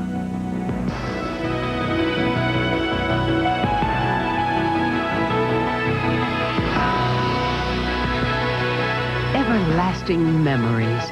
Brought to you by the International Olympic Committee. Artistic, it is not. You see the quarterback comparison right there, combined 15 for 46 and 144 yards. This has just not been the day of the passer here at Jack Murphy Stadium. But important it is as far as Denver is concerned. Marion Butts gets the call, Warren Powers with the tackle. And with San Diego within 3 of Denver, San Diego now, of course, can go to their strength, that, of course, being their running game, and they can run some time off the clock, and they can piddle around and stay close, and if they last couple of minutes of the ball game put together a drive and a touchdown, boom, it's over, and Denver has missed out just as Miami did last week. And another thing, too, a factor here, Charlie, San Diego has nothing to lose. They can just let it all hang out, and Denver, on the other hand, has to be a little bit more conservative. They can't afford to make mistakes. 2nd and 7, here is Butts. He's going to pick up about 3. It'll be 3rd down and 4. And now Harmon will come in on 3rd down. And Denver with defensive changes. Watch the right side of your line. Look at the hole that's created. Look at that. If he cuts to the left behind Leo Goaz, he has a ways to go. Instead, he just lowers his head, and I realize as a 250-pounder, you're supposed to run powerfully, but you got to have your head up and see the holes.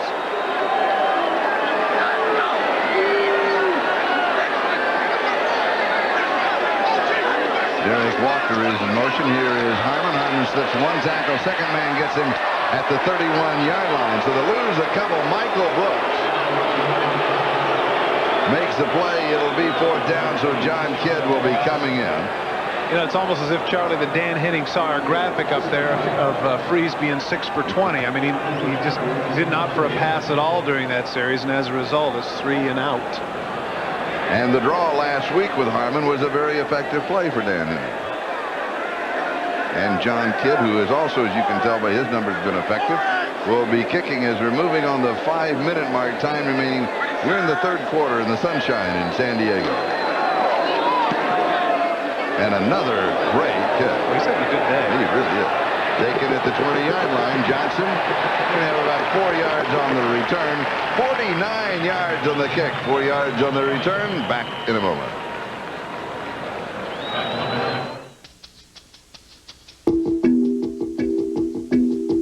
Many have argued that one of the reasons for the Broncos' success this year is having at the bottom the 4 teams that instead Denver played. You can see their combined record there. Denver 4-0 against those teams. You'd have to say that certainly that's been beneficial to the Broncos this season.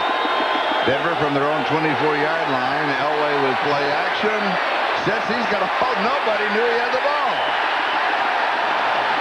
And then O'Neal gets him, but he had all the time in the world. The secondary had very good coverage on his receiver. I tell you, very impressive there, Charlie. Shannon Sharp, a wide receiver tight end, single covered by Junior Seau down the field. You're right.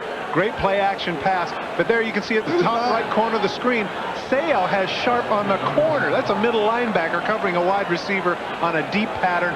That enables Leslie O'Neal to get his 7.5, 7.5, how do you say that, 7.5 sack? Yeah. All right. Well, that's what he did.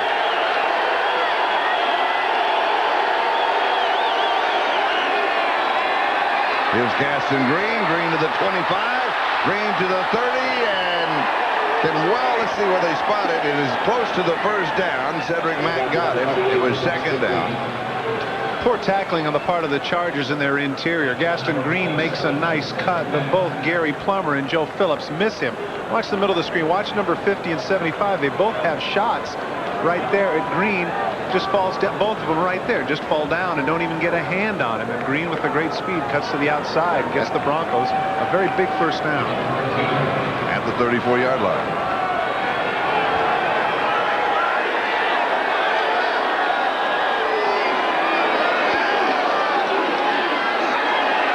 Play action fake again, throwing on the run. This one is complete. Clarence Kay. 45-yard line of San Diego, a gain of 21. Misdirection play that John Elway had called earlier, and he threw to the rookie Reggie Johnson, and he had dropped it. Watch Leslie O'Neal come from the right of the screen. Nobody touches him, but he's fooled. Now Clarence Kay comes on the crossing route, and nobody was with him because of the misdirection. Gary Plummer runs after him and makes the tackle, but a little bit too late. 21-yard gain for the Broncos. And this may be the drive that the Broncos need. They started at their own 24-yard line. 3 minutes, time remaining in the third. Denver up by 3, 10-7. And Green is decked at the 46. He is hit by Joe Phillips. Joe Phillips, one of a budding group of potential lawyers. He is going to take the bar exam in February. We were talking to him about whether or not that's going to alter his playing career, and he said no. Very bright man. Oh, yes. It's interesting. I always like to see people who defy the stereotypes, and you assume 6'5", 315 pounds. This is a bear of a man who's all brawn and no brains. Not this man, Joe Phillips. He also said something about Elway. He said Elway, when you flush him out of the pocket, likes to go to a certain spot. And he said, well, I know his spots, and I want to be there waiting for him. Incomplete. Michael Young, 2 flags are down. I think Junior Seau came in, and Gaston Green had to block Junior Seau and just couldn't do it and just pulled him down. The official almost got hit in the head with that pass as well. Well, unsportsmanlike, chop block, 15-yard penalty, repeat second down. Now that's something you don't often see. I think it's the result of Jerry Ball against the Jets earlier in the season. The officials are watching this closer. If we could see. There it is. On Seau. Well, now both. That doesn't look like a chop block. Both guys come at the same time. No. That's not. You know what? I think that's kind of the officials to protect his legs, but that's not a chop block right there. What it is if he was stood up here. If he was stood up by Lanier and then Green comes in and chops his legs, then that's a chop block right there. That was not it. And that's the umpire. Nice job by the umpire there to not only duck out of the way of the ball, but then throw the flag as well.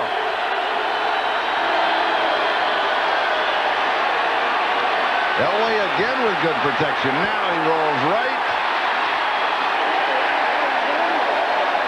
And he will go out around the 47 or the 48-yard line. Leslie O'Neal was the man who was chasing him. And that's great hustle by Leslie O'Neal. You know, it can get so frustrating for a defensive lineman to have a quarterback like this. You flush him out, you do a great job, but then those great legs. Watch number 91.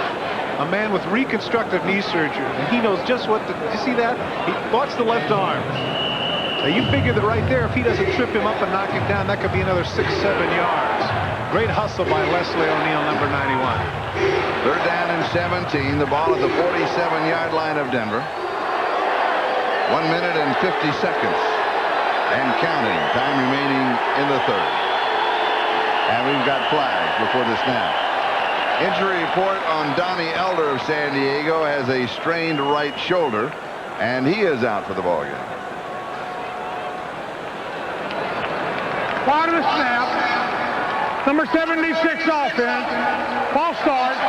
Repeat third down. 5-yard penalty. And that's on Lanier. Charlie, that's the second time that's happened to Ken Lanier. And you would think that a veteran player like that, someone who has been, this is his 11th year in the league, if that would happen. But again, this has not exactly been an artistic gridiron contest by any stretch of the imagination.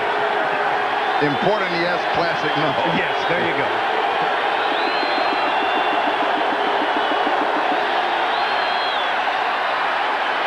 Elway again with all kinds of time and hits the open man and is going. Let's see where they're going to mark it. They'll mark him out at the 34. It's a first down. He needed 22 yards. He got 24 yards on the play to Shannon Sharp. First down, Denver. John Elway every single year is at the bottom of the quarterback ratings, but this is something that a quarterback rating doesn't measure. A gun all the way to the left, throws back to the right, puts it right on the hands of Shannon Sharp. John Elway pays the price for it, though. Watch Burt Grossman coming right at him. That's a veteran quarterback right there. Right in his face, and he's able to get the ball off anyway. Dan Reeves said about quarterback ratings yesterday, they don't count in wins and losses, and they should. where John Elway since 1984 is the winningest quarterback in the National Football League. Gaston Green carries. He'll go to the 31-yard line. Flag comes down, and both Clarence Kay and Shannon Sharp go over to the official. No, I didn't hold. Honest, I didn't. Doesn't matter. They're calling it. Holding, 81 offense. First down. I would think the minute an offensive player, Shannon Sharp in this particular case, comes up to plead his case with the official, you know he's going to lose. Watch the left of your screen. 81 right there has a hold on the jersey right there of Martin Bayless, and down he goes, and that's what the official saw. He saw the 4 stretch out just a little bit, the 44, once you see that move. Still arguing his case, Shannon Sharp is. First down. 20 to go. The ball to the San Diego 44. We're winding down the third quarter. And here is Sewell incomplete. So he's now 0 for 2. Denver has 30 yards in penalties on this drive. Now this is an interesting piece of trickery when Elway goes in motion. Up to the ball going in motion. He's trying to act like he's fooling people. He can't hear what's going on. The ball is snapped, but the Chargers weren't fooled. Once again, you know what? It must be tough to throw those gloves too. Yeah, you know what? He's not going to get an Oscar for that. Not a good enough actor. The Chargers didn't buy it. No, but what it does, it means one more thing that whoever they play next weekend will have to think about. That's right.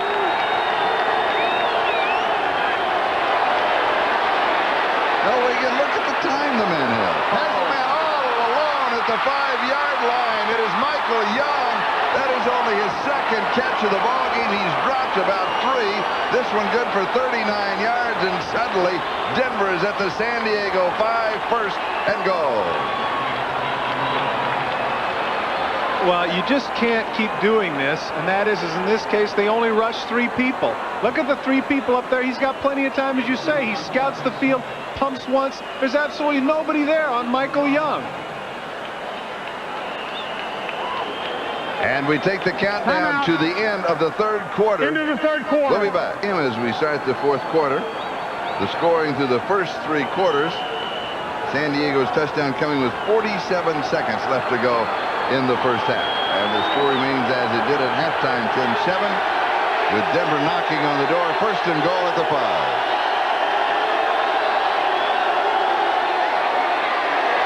Gaston Green, and he will go to the 2-yard line.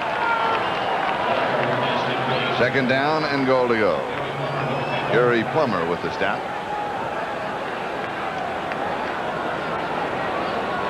Chargers need to hold here.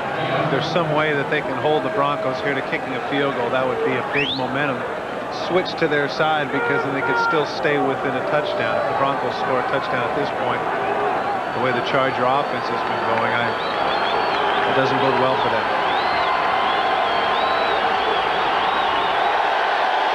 Rivers and Lewis are the running backs. And here is Greg Lewis scoring the touchdown.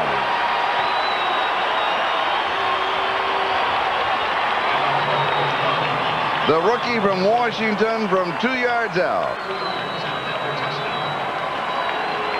Reggie Rivers, number 38, has a nice lead block for Greg Lewis, the rookie from Washington. Take a look at the left side of your screen. Coming off, bang, right on Gary Plummer, cuts his legs out, and as a result, he has no base. Even though he makes the tackle on Lewis, he has no base to hold him out of the end zone. Watch 41 just go over the top, go right through the arms of Plummer and in for the touchdown. Lewis scoring on his first rush of the day. Treadwell adds the point after 76 yards on the drive. 10 minutes and 18 seconds left to go in the ball game. Denver leads 17-7. That last scoring drive of 76 yards in 10 plays, and it consumed 5 minutes and 40 seconds.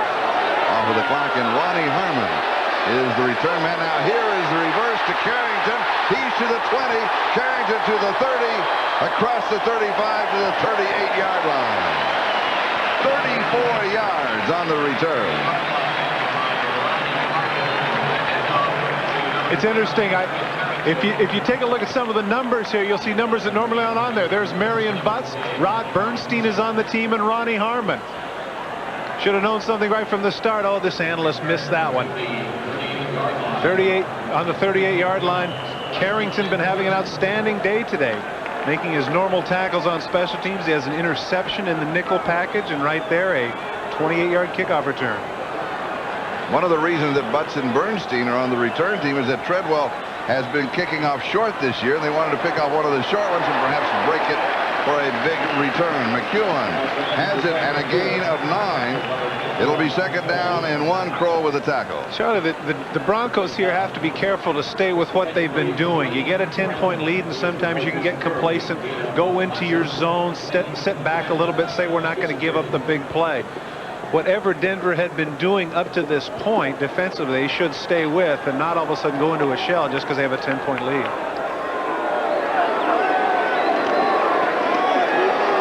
Here is Harmon. Harmon cuts back at the 40-yard line. He goes to the 36 of Denver. Mecklenburg makes the tackle, a gain of 17, first down. Once again, the right side of the San Diego Chargers. Take a look at both Walker and McEwen here. Kroll once again gets hooked by Walker, and McEwen comes off and does a nice job of pushing Dennis Smith out of the play, and that enables Harmon to get through the gap and get the extra yardage now down to the 37-yard line. 2 big plays for the Charger offense right off the bat.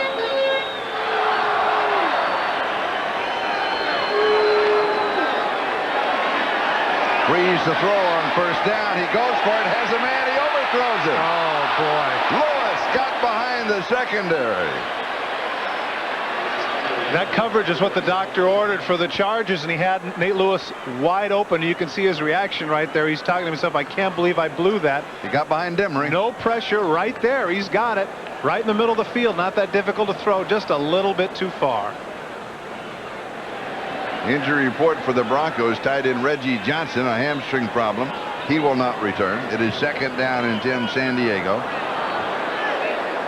Just inside the 37-yard line of Denver. 12:43 time remaining in the game. Broncos up 17-7.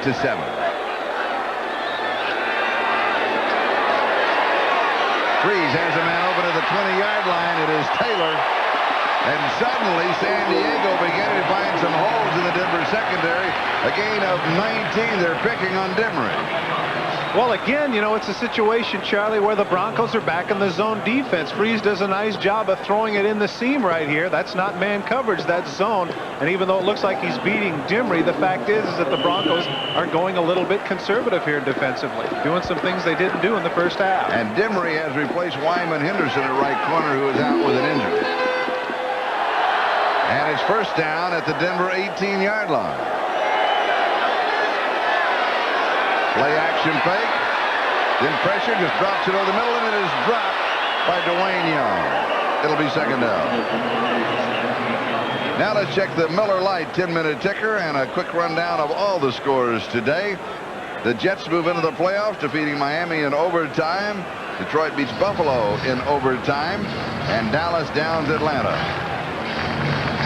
Pittsburgh wins. Cincinnati wins. Tampa Bay wins. Kansas City continues to lead the Raiders. Washington in front of Philadelphia. New Orleans comfortably in front of Phoenix. And here it is Denver 17 and San Diego 7. With 12:15 left to go in the ballgame. If that New Orleans score holds, they will win the NFC West. Freeze throws again. They're picking on that man, Charles Demery. And we'll have a first down at the 7-yard line. A gain of 11. That was one of the best throws that John Freeze has had all day. It's a deep out route by Lewis, and you're right. Maybe they are picking on Demery. That's man coverage. Look at the ball right on the chest. That was an excellent throw by John Freeze, who at this point is still only 8 for 24, but that was a big one right there.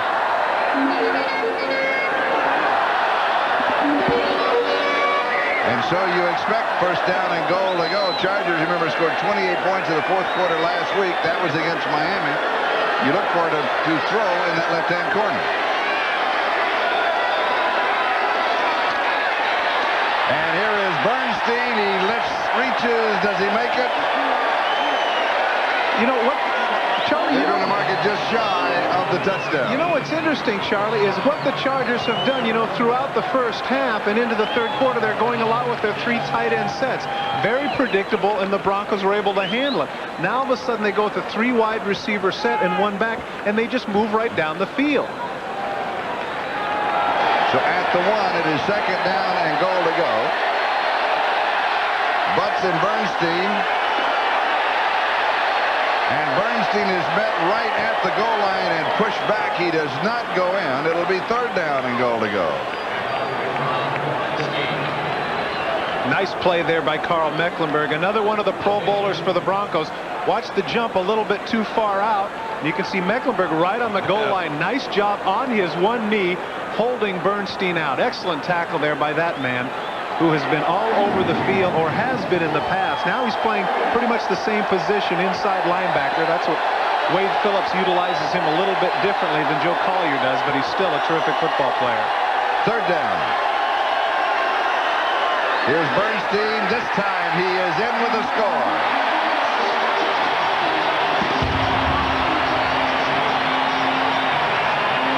Nice timing, too. I don't know if you noticed that. He spiked it at the exact same time that the cannon went off. Hey, that's pretty cool. I wonder if he planned that. Right side of the line for the Chargers just moves the Broncos out. A little bit heavier group. Look at that. Into the end zone. Once they're in the end zone, there's just no way that they're going to be able to catch Rod Bernstein. Hops over for the touchdown, standing up. 62 yards in 9 plays. Here's the extra point.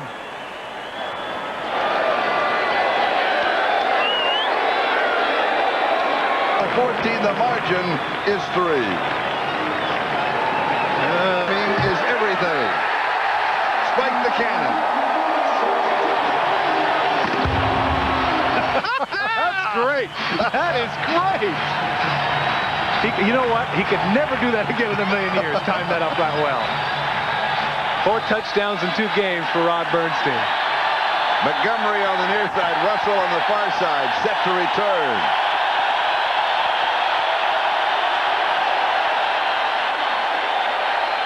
Montgomery at the 7, the 10. And then out of bounds at the 19-yard line. Let's go to New York for an update. And Charlie, it's an update on interconference play. We all know the NFC has been dominant through the 80s into the early 90s. They've won 7 straight Super Bowls, although Buffalo did come close against the Giants last time. And now, with 3 NFC wins against the AFC this weekend, the interconference stands 33-18 NFC. Biggest advantage in more than a decade. 1 interconference game left. It's tonight, the Rams at the Seahawks. Charles? All right, Bob, thanks for the update. You know what? Here's my attitude on that. After perusing the various and sundry idiosyncratic variables inherent in that question of rivalry, 2 words will suffice. Who cares? I have no idea what you said. Here's Gaston Green. Listen to this crowd.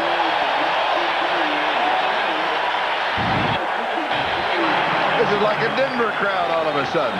Well, they're definitely back into the game because this is a game. They can hold them here 3 and kick. Interestingly enough, the point about NFC dominance, take a look at that. The AFC West is the only division in the National Football League that will finish above 500.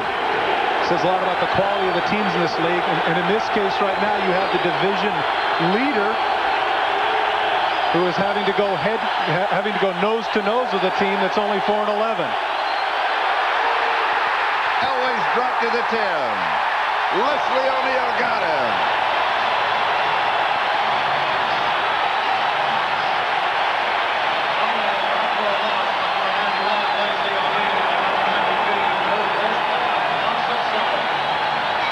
From the right of your screen, you're going to see Leslie O'Neal beat Jeff Davidson to the outside.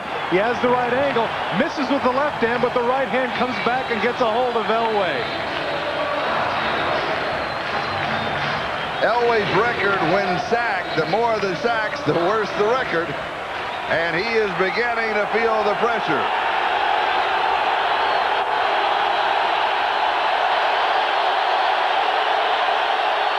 Here's the draw.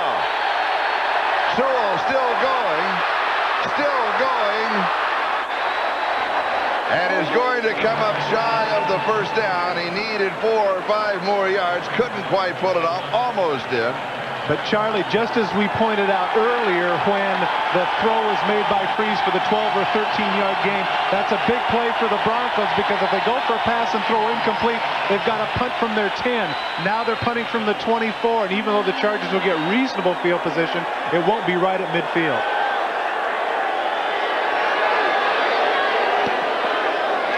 Short kick.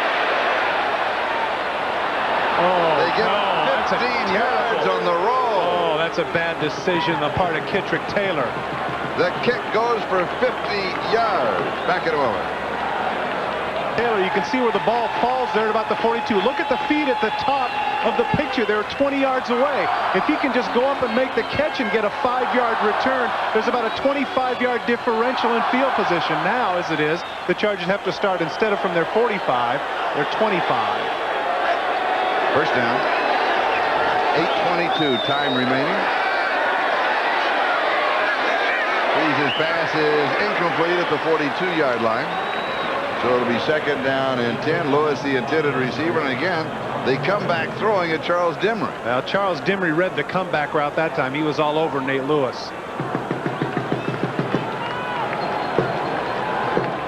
Right there, anticipates well coming back. In fact, right at the last minute, slapping the ball down. Nice play there by Dimry.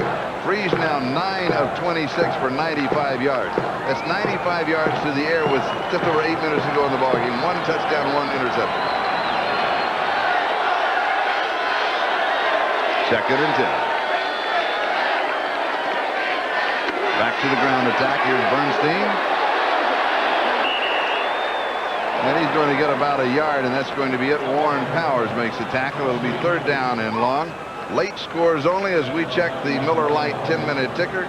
Kansas City leading the Raiders 27-14. If that stands, they will play again in Kansas City in the wild card. Washington 19, Philadelphia 14. New Orleans on their way to their first title. And here it is, Denver 17, San Diego 14. The Broncos leading by 3. And again, a Denver win. Next week off, they will host the divisional game in 2 weeks. Third down and 9.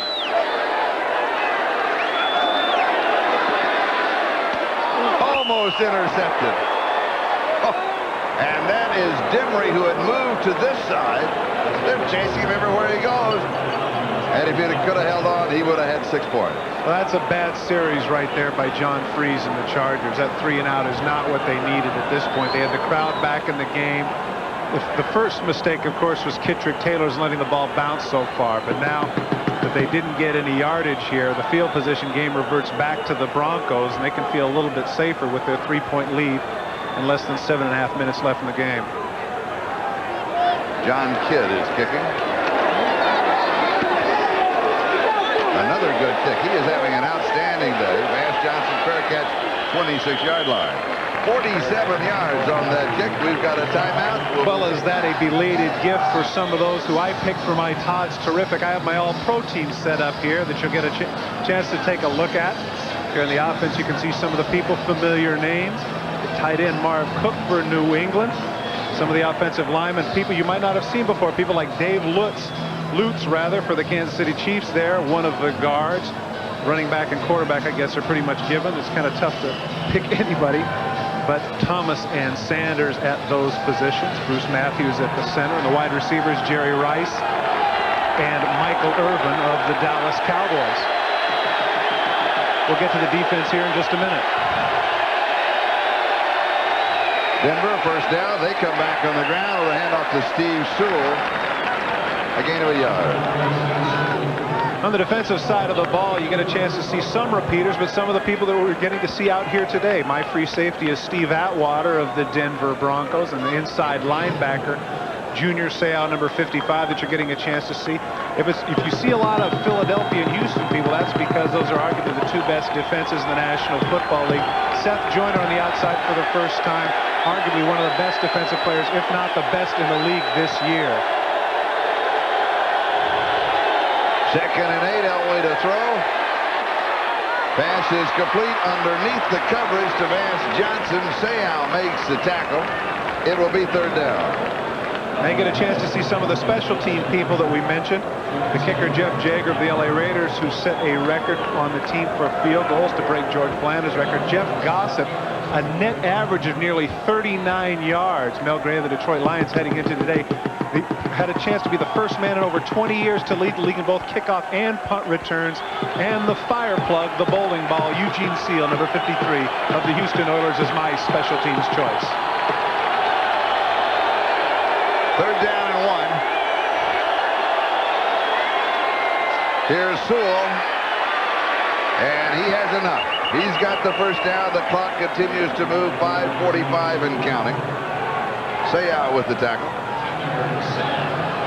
I'm wondering at this point if the Denver Broncos do not miss Robert Perryman, their great blocking fullback, more than any other time in the game. I think you're probably right. At this point, that's exactly what they could do. If they had him leading Gaston Green, they could not only take some time off the clock, but then again keep that Charger offense off the field.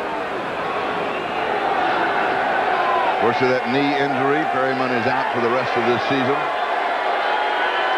First down. Denver, their own 38-yard line. And they're going to use up all of the play clock. Here is Gaston Green to the 43, close to 5. It'll be second down and 5. Plummer with the tackle. Charlie, here are the awards that I was able to pick as you see a timeout on the field. Dan Reeves, you know, going from 5-11 to 11-4, had to be Coach of the Year. Offensive player and MVP. San Diego.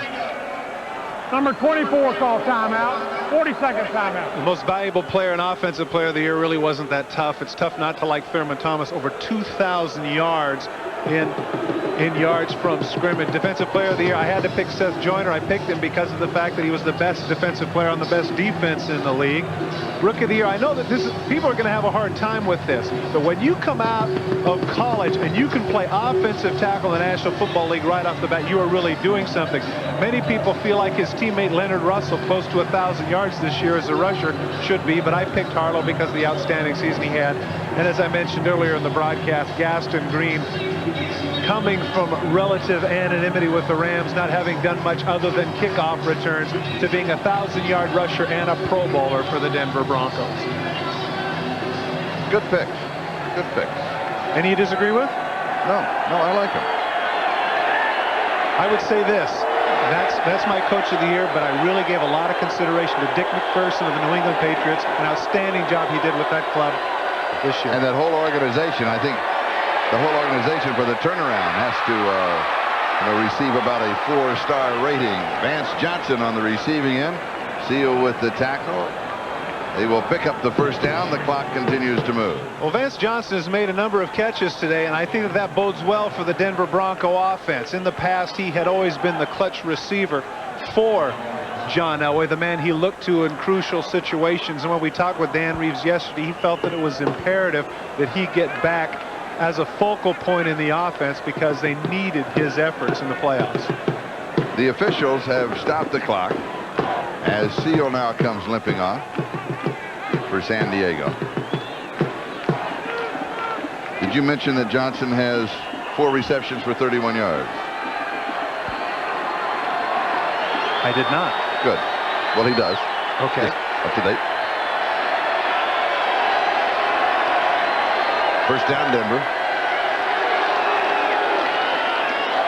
A little bobble on the exchange. Gaston Green is stopped for no gain. Henry Rolling and Gary Plummer were there, and we'll take a look at that little bobble on the exchange. Awfully close. Henry Rolling almost gets it there. That's the second time we've seen that happen. That's actually Elway's fault. That handoff is just below his chin, and Green was lucky to get that one back. It'll be second down and 10. The ball at the 50-yard line. Denver leading by 3, 17-14. Broncos with 3 timeouts remaining. Chargers have 2. 3:40 and counting time remaining in the ballgame.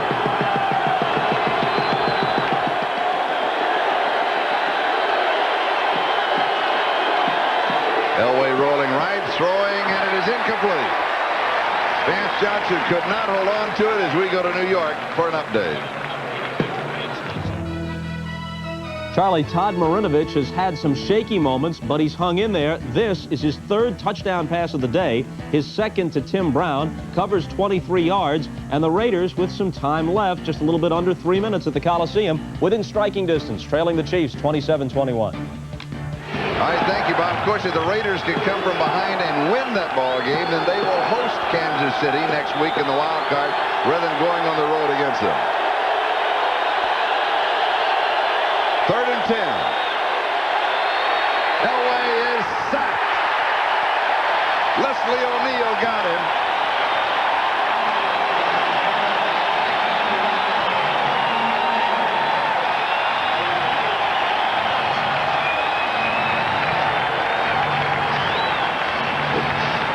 Leslie O'Neal from the right side is just doing a number on the left tackle. I believe that's his 4th sack of the game. Of San Diego's 5. And I tell you what, neither Jeff Davidson nor Harvey Salem would have been able to figure that man out right there. What a day he's having. He's got 4 of the 5. And Haran will be kicking to Kittrick Taylor. Short kick.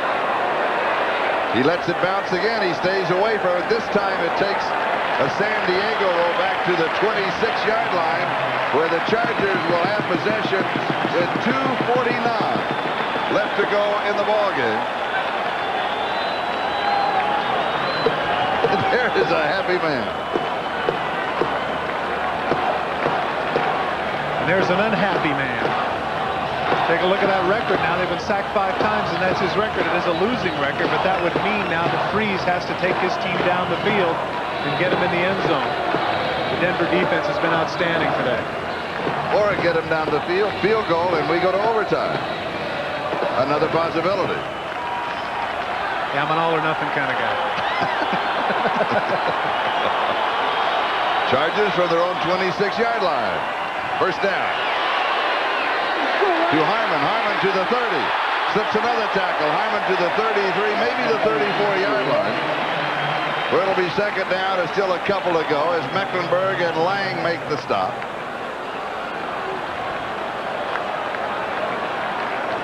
San Diego in their hurry-up offense. 4-man rush by Denver. Freeze has lots of time. Throws into coverage. It is incomplete to Harmon at the 38-yard line. It'll be 3rd down and 2. Timeouts remaining, as you saw. Denver 3, Chargers have 2. And 2:20 left. Charlie, Dan Henning has to be of a mindset here that this is 4-down territory. He's got 3rd and a yard and a half here, knowing that he can use both downs, and he's got the 2-minute warning coming up. Be interesting to see what his strategy is here, if he wants to go downfield or if he wants to go for the first down. We now have a final. New Orleans defeats Phoenix 27-3. That makes New Orleans the NFC West champions. A battle for the interception, and it is Charles Dimry who comes up with it. Dimry, the man that they have been picking on, moving from right side to left side. They still were throwing at him. He's got the interception. Denver has the ball with 2:15 left to go and a 3-point lead. Here it is. It might be poetic justice because of the fact that they have been picking on him, but he needs to get some help from his receiver. If that's a hook pattern right there by Kittrick Taylor, he has to come back to the quarterback. It looked to me there might have been some debate on that left foot, but they're going to hurry up and get to the line of scrimmage, and maybe they're not going to review it. Let's look and see if that is reviewable. I'll look for possession, and you count the feet. That's not possession just yet. See, the ball's still up in the air. When does he have it? Possession there, 1 down. I'm not sure. They are not reviewing it. Denver has the ball. They run the play. It becomes a moot point. That one, I have a feeling, is going to be moved back and forth through many viewers, particularly those in Houston, as we come to the 2-minute warning. We have a 2-minute warning. Alcoa presents Fantastic Finishes, 1970. Tom Dempsey will try to kick the longest field goal in National League history. They're sending him on with 2 seconds left. Here's a snap. The ball is down. Dempsey kicks. It's all the way. It is. It's good.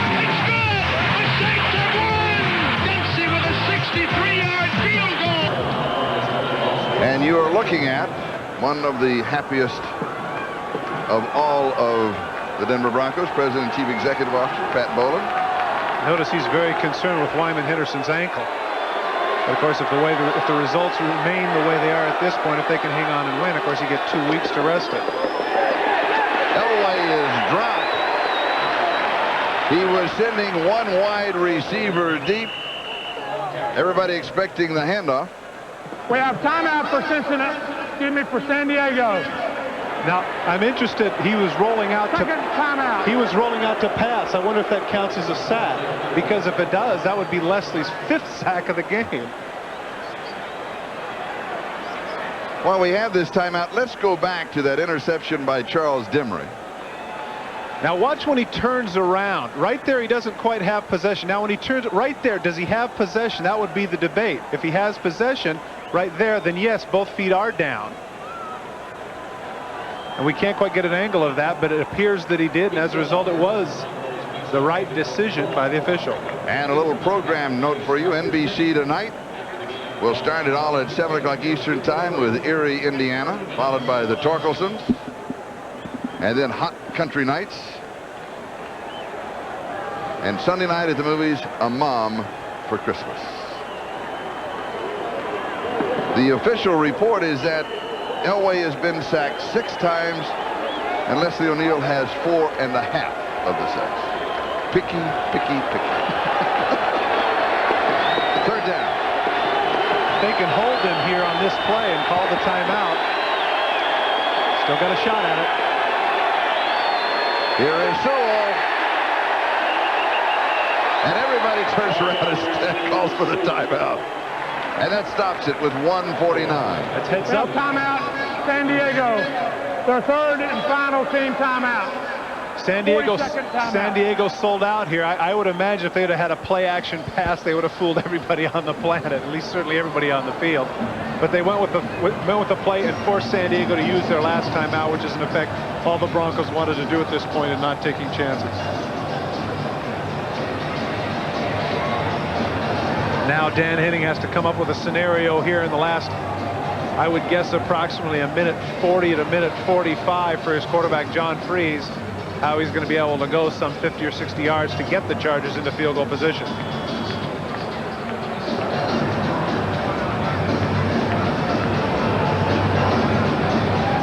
.149 left.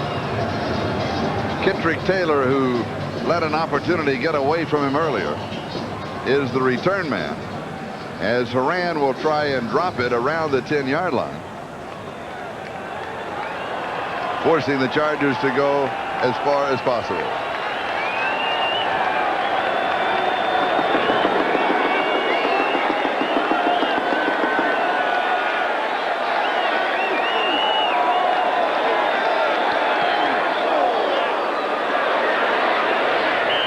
And he goes for the corner, and he gets it at the 4, between the 4 and 5-yard line. What a kick by Mike Haran. One of the only things I don't like about this is the way this is done. You know, the official stands there and he judges the angle by the referee at midfield. Definitely an inexact science, but give that man credit. Now he forces John Freeze and the San Diego Chargers to go what? 96 for a touchdown, 95 for a touchdown. But I would guess about 65 yards to really be in field goal position. Yep. And with no timeouts, only a minute 42 left, that's going to be a tough task. You saw right there that graphic, first in the AFC with 24 punts inside the 20. Sometimes you look at statistics like that and they seem somewhat meaningless, but not now. Not now. That's a big number. And that smile tells the story. Here's Freeze from the end zone. And the pass is complete to Taylor, and Taylor is out to the 13. And of course, the Denver defense will take as much time as possible getting off of the tackles. Let the clock continue to run, 1:26 and counting.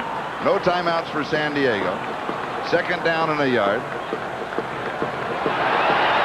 Freeze slips the sack. Tries to run for the first down. And the clock continues to move. He's got to spike it here, or does he try and pick up the yard? Not on third down. He's got to get the first. You don't want to spike it and put it all on one play. But he's got to hustle whatever it is he's doing. It's taking too much time. He sets up as if to throw a Hail Mary. It's a quarterback sneak for the first down, and now he'll have to hurry up and spike it. Now he has to get up and spike it. I don't know why any of the receivers would have run downfield knowing that he was going to do a quarterback sneak.